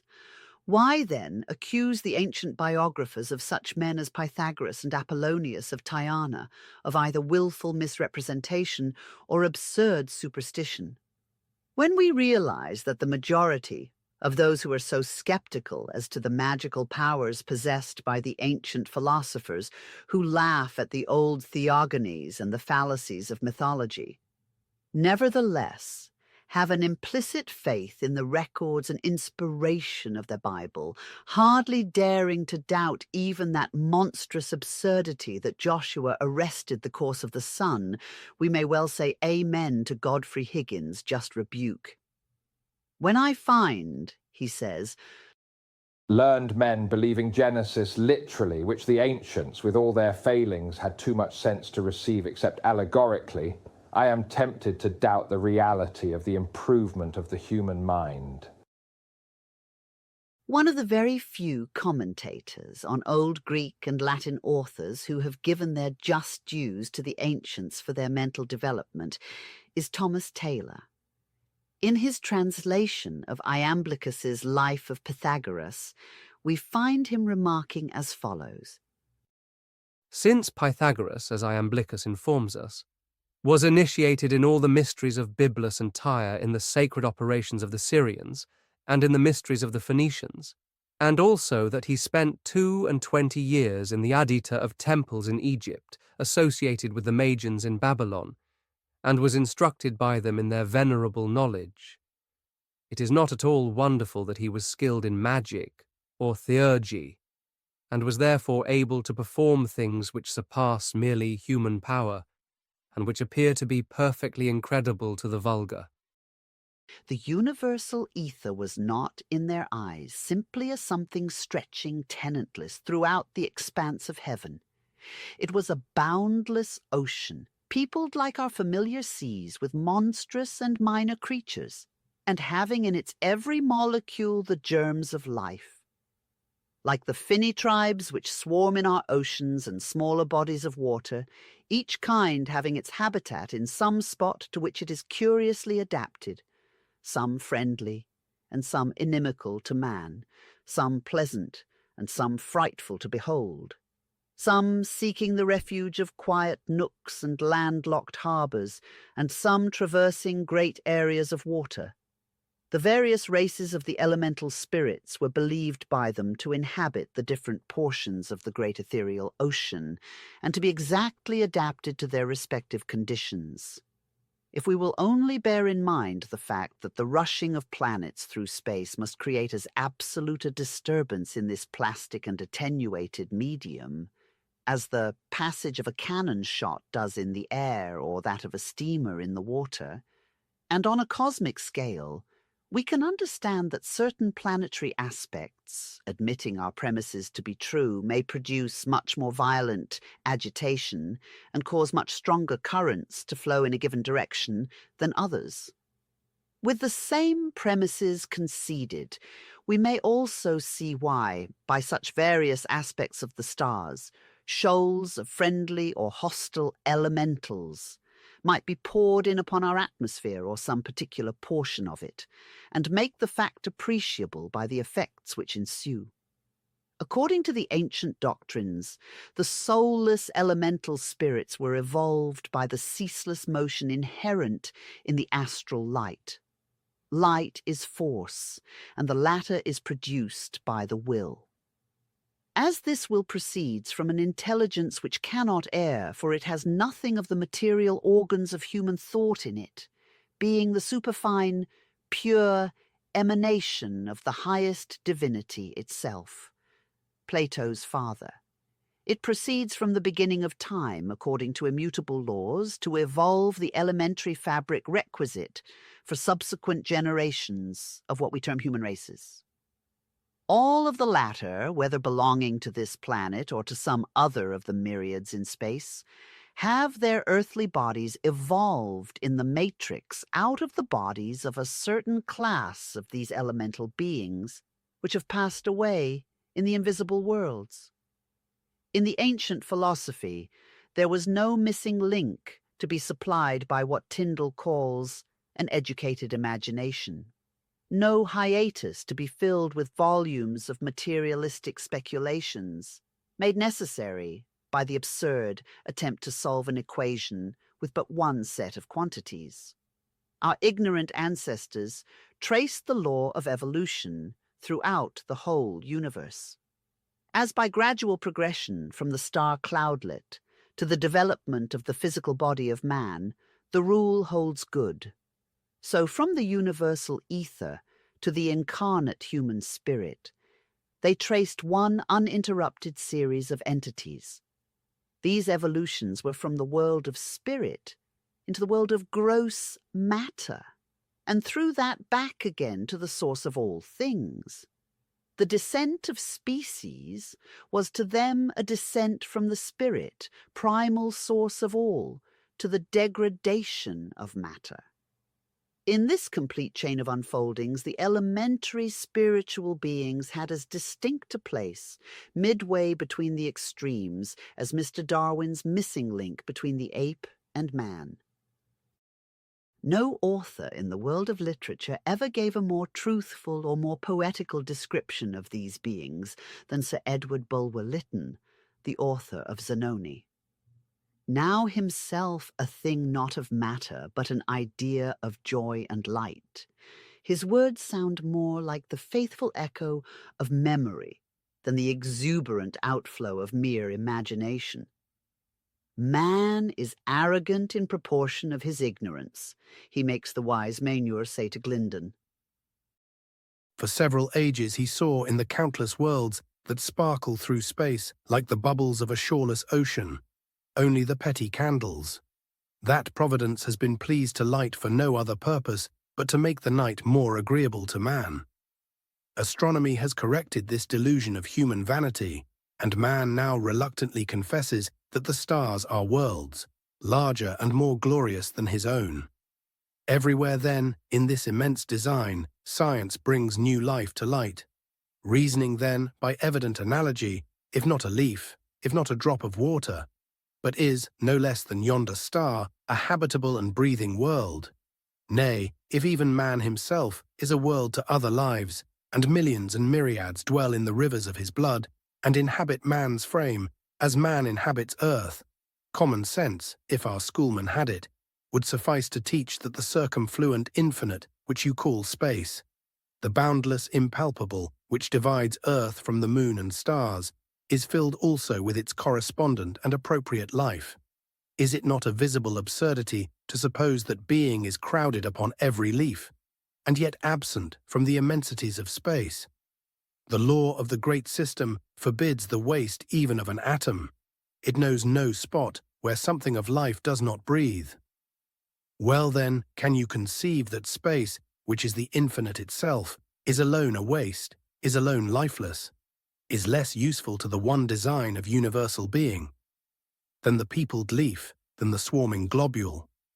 The microscope shows you the creatures on the leaf. No mechanical tube is yet invented to discover the nobler and more gifted things that hover in the illimitable air. Yet between these last and man is a mysterious and terrible affinity. But first, to penetrate this barrier, the soul with which you listen must be sharpened by intense enthusiasm, purified from all earthly desires. When thus prepared, science can be brought to aid it. The sight itself may be rendered more subtile, the nerves more acute, the spirit more alive and outward, and the element itself, the air, the space, may be made, by certain secrets of the higher chemistry, more palpable and clear. And this, too, is not magic, as the credulous call it. As I have so often said before, magic, a science that violates nature, exists not. It is but the science by which nature can be controlled. Now, in space, there are millions of beings. Not literally spiritual, for they have all, like the animalcula unseen by the naked eye, certain forms of matter, though matter so delicate, air-drawn and subtle, that it is, as it were, but a film, a gossamer, that clothes the spirit. Yet, in truth, these races differ most widely. Some of surpassing wisdom, some of horrible malignity. Some hostile as fiends to men, others gentle as messengers between earth and heaven. Amid the dwellers of the threshold is one, too, surpassing in malignity and hatred all her tribe, one whose eyes have paralyzed the bravest, and whose power increases over the spirit precisely in proportion to its fear. Such is the insufficient sketch of elemental beings void of divine spirit, given by one whom many with reason believed to know more than he was prepared to admit in the face of an incredulous public. In the following chapter, we will contrive to explain some of the esoteric speculations of the initiates of the sanctuary as to what man was, is, and may yet be. The doctrines they taught in the mysteries, the source from which sprang the Old and partially the New Testament, belong to the most advanced notions of morality and religious revelations. While the literal meaning was abandoned to the fanaticism of the unreasoning lower classes of society, the higher ones, the majority of which consisted of initiates, pursued their studies in the solemn silence of the temples and their worship of the one God of heaven. The speculations of Plato in the Banquet, on the creation of the primordial men, and the essay on cosmogony in the Timaeus must be taken allegorically, if we accept them at all. It is this hidden Pythagorean meaning in Timaeus, Cratylus, and Parmenides, and a few other trilogies and dialogues that the Neo-Platonists ventured to expound, as far as the theurgical vow of secrecy would allow them. The Pythagorean doctrine that God is the universal mind, diffused through all things, and the dogma of the soul's immortality are the leading features in these apparently incongruous teachings. His piety and the great veneration Plato felt for the mysteries are sufficient warrant that he would not allow his indiscretion to get the better of that deep sense of responsibility which is felt by every adept. Constantly perfecting himself in perfect mysteries, a man in them alone becomes truly perfect, says he in the Phaedrus. He took no pains to conceal his displeasure that the mysteries had become less secret than formerly. Instead of profaning them by putting them within the reach of the multitude, he would have guarded them with jealous care against all but the most earnest and worthy of his disciples. While mentioning the gods on every page, his monotheism is unquestionable, for the whole thread of his discourse indicates that by the term gods he means a class of beings far lower in the scale than deities, and but one grade higher than men.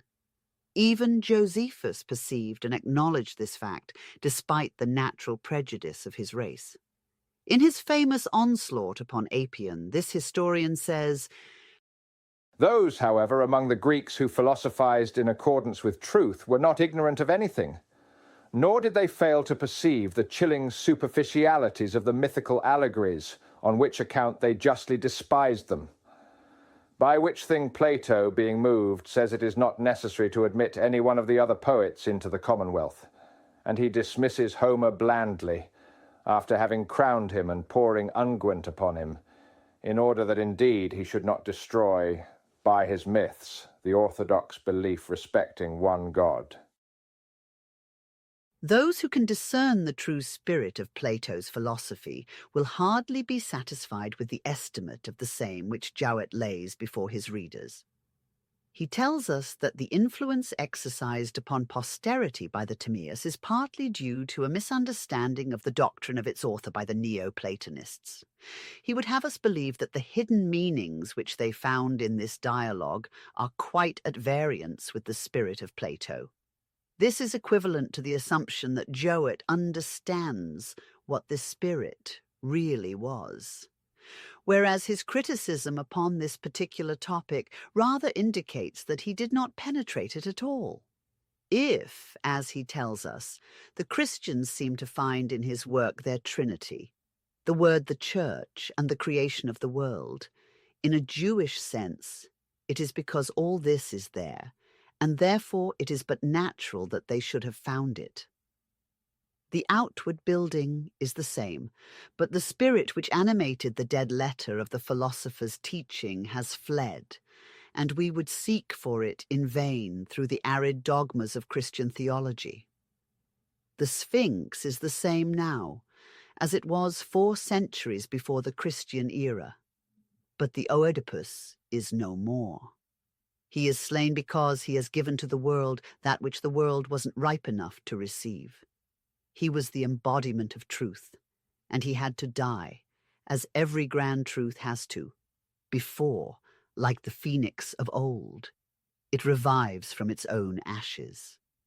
Every translator of Plato's works remarked the strange similarity between the philosophy of the esoterists and the Christian doctrines, and each of them has tried to interpret it in accordance with his own religious feelings. So Corey, in his Ancient Fragments, tries to prove that it is but an outward resemblance, and does his best to lower the Pythagorean monad in the public estimation and exalt upon its ruins the later anthropomorphic deity. Taylor, advocating the former, acts as unceremoniously with the Mosaic God. Zeller boldly laughs at the pretensions of the fathers of the Church, who, notwithstanding history and its chronology, and whether people will have it or not, insist that Plato and his school have robbed Christianity of its leading features. It is as fortunate for us as it is unfortunate for the Roman Church that such clever sleight of hand as that, resorted to by Eusebius, is rather difficult in our century. It was easier to pervert chronology for the sake of making synchronisms in the days of the Bishop of Caesarea than it is now, and while history exists, no one can help people knowing that Plato lived 600 years before Irenaeus took it into his head to establish a new doctrine from the ruins of Plato's older academy. This doctrine of God being the universal mind, diffused through all things, underlies all ancient philosophies. The Buddhistic tenets, which can never be better comprehended than when studying the Pythagorean philosophy, its faithful reflection, are derived from this source, as well as the Brahmanical religion and early Christianity. The purifying process of transmigrations, the metempsychoses, however grossly anthropomorphized at a later period, must only be regarded as a supplementary doctrine, disfigured by theological sophistry, with the object of getting a firmer hold upon believers through a popular superstition. Neither Gautama Buddha nor Pythagoras intended to teach this purely metaphysical allegory literally. Esoterically, it is explained in the mystery of the Kun Boom and relates to the purely spiritual peregrinations of the human soul.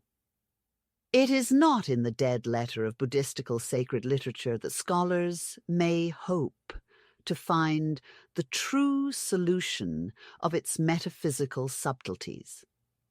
The latter weary the power of thought by the inconceivable profundity of its ratiocination, and the student is never farther from truth than when he believes himself nearest its discovery. The mastery of every doctrine of the perplexing Buddhist system can be attained only by proceeding strictly according to the Pythagorean and Platonic method, from universals down to particulars. The key to it lies in the refined and mystical tenets of the spiritual influx of divine life. Whoever is unacquainted with my law, says Buddha, and dies in that state, must return to the earth till he becomes a perfect Samaniyan. To achieve this object, he must destroy within himself the trinity of Maya. He must extinguish his passions, unite and identify himself with the law, the teaching of the secret doctrine, and comprehend the religion of annihilation. Here, annihilation refers but to matter, that of the visible as well as of the invisible body. For the astral soul, perisprit, is still matter, however sublimated. The same book says that what Fo Buddha meant to say was that the primitive substance is eternal and unchangeable. Its highest revelation is the pure, luminous ether, the boundless infinite space, not a void resulting from the absence of forms, but, on the contrary, the foundation of all forms and anterior to them. But the very presence of forms denotes it to be the creation of Maya, and all her works are as nothing before the uncreated being, Spirit, in whose profound and sacred repose all motion must cease forever. thus annihilation means, with the Buddhistical philosophy, only a dispersion of matter, in whatever form or semblance of form it may be. For everything that bears a shape was created, and thus must sooner or later perish, i.e., change that shape. Therefore, as something temporary, though seeming to be permanent, it is but an illusion, Maya. For as eternity has neither beginning nor end, the more or less prolonged duration of some particular form passes, as it were, like an instantaneous flash of lightning. Before we have the time to realize that we have seen it, it is gone and passed away forever. Hence even our astral bodies, pure ether, are but illusions of matter, so long as they retain their terrestrial outline. The latter changes, says the Buddhist, according to the merits or demerits of the person during his lifetime, and this is metempsychosis. When the spiritual entity breaks loose forever from every particle of matter, then only it enters upon the eternal and unchangeable nirvana. He exists in spirit, in nothing, as a form, a shape, a semblance. He is completely annihilated, and thus will die no more, for spirit alone is no Maya, but the only reality in an illusionary universe of ever-passing forms. It is upon this Buddhist doctrine that the Pythagoreans grounded the principal tenets of their philosophy. Can that spirit, which gives life and motion and partakes of the nature of light, be reduced to non-entity? They ask. Can that sensitive spirit in brutes which exercises memory, one of the rational faculties, die and become nothing? And Whitelock Bulstrode, in his able defence of Pythagoras, expounds this doctrine by adding, If you say the brutes, breathe their spirits into the air and there vanish, that is all I contend for. The air indeed is the proper place to receive them, being, according to Laertius, full of souls, and according to Epicurus, full of atoms, the principles of all things. For even this place wherein we walk and birds fly has so much of a spiritual nature that it is invisible, and therefore may well be the receiver of forms, since the forms of all bodies are so. We can only see and hear its effects. The air itself is too fine and above the capacity of the age. What then is the ether in the region above, and what are the influences or forms that descend from thence? The spirits of creatures the Pythagoreans hold, who are emanations of the most sublimated portions of ether, emanations, breaths, but not forms. Ether is incorruptible. All philosophers agree in that. And what is incorruptible is so far from being annihilated when it gets rid of the form that it lays a good claim to immortality. But what is that which has no body, no form, which is imponderable, invisible and indivisible, that which exists and yet is not? Ask the Buddhists. It is nirvana, is the answer. It is nothing, not a region, but rather a state. When once nirvana is reached, man is exempt from the effects of the four truths, for an effect can only be produced through a certain cause, and every cause is annihilated in this state. These four truths are the foundation of the whole Buddhist doctrine of nirvana. They are, says the Book of Prajna Paramita, 1. The existence of pain. 2. The production of pain. 3. The annihilation of pain. 4. The way to the annihilation of pain. What is the source of pain? Existence. Birth existing, decrepitude and death ensue. For wherever there is a form, there is a cause for pain and suffering. Spirit alone has no form, and therefore cannot be said to exist. Whenever man, the ethereal inner man, reaches that point when he becomes utterly spiritual, hence formless, he has reached a state of perfect bliss. Man, as an objective being, becomes annihilated, but the spiritual entity with its subjective life will live forever, for spirit is incorruptible and immortal. It is by the spirit of the teachings of both Buddha and Pythagoras that we can so easily recognize the identity of their doctrines. The all-pervading, universal soul, the anima mundi, is nirvana, and Buddha, as a generic name, is the anthropomorphized monad of Pythagoras. When resting in nirvana, the final bliss, Buddha is the silent monad, dwelling in darkness and silence. He is also the formless Brahm, the sublime but unknowable deity which pervades invisibly the whole universe. Whenever it is manifested, desiring to impress itself upon humanity in a shape intelligent to our intellect, whether we call it an avatar, or a king messiah, or a permutation of divine spirit, logos, Christos, it is all one and the same thing. In each case, it is the Father who is in the Son, and the Son in the Father. The immortal spirit overshadows the mortal man.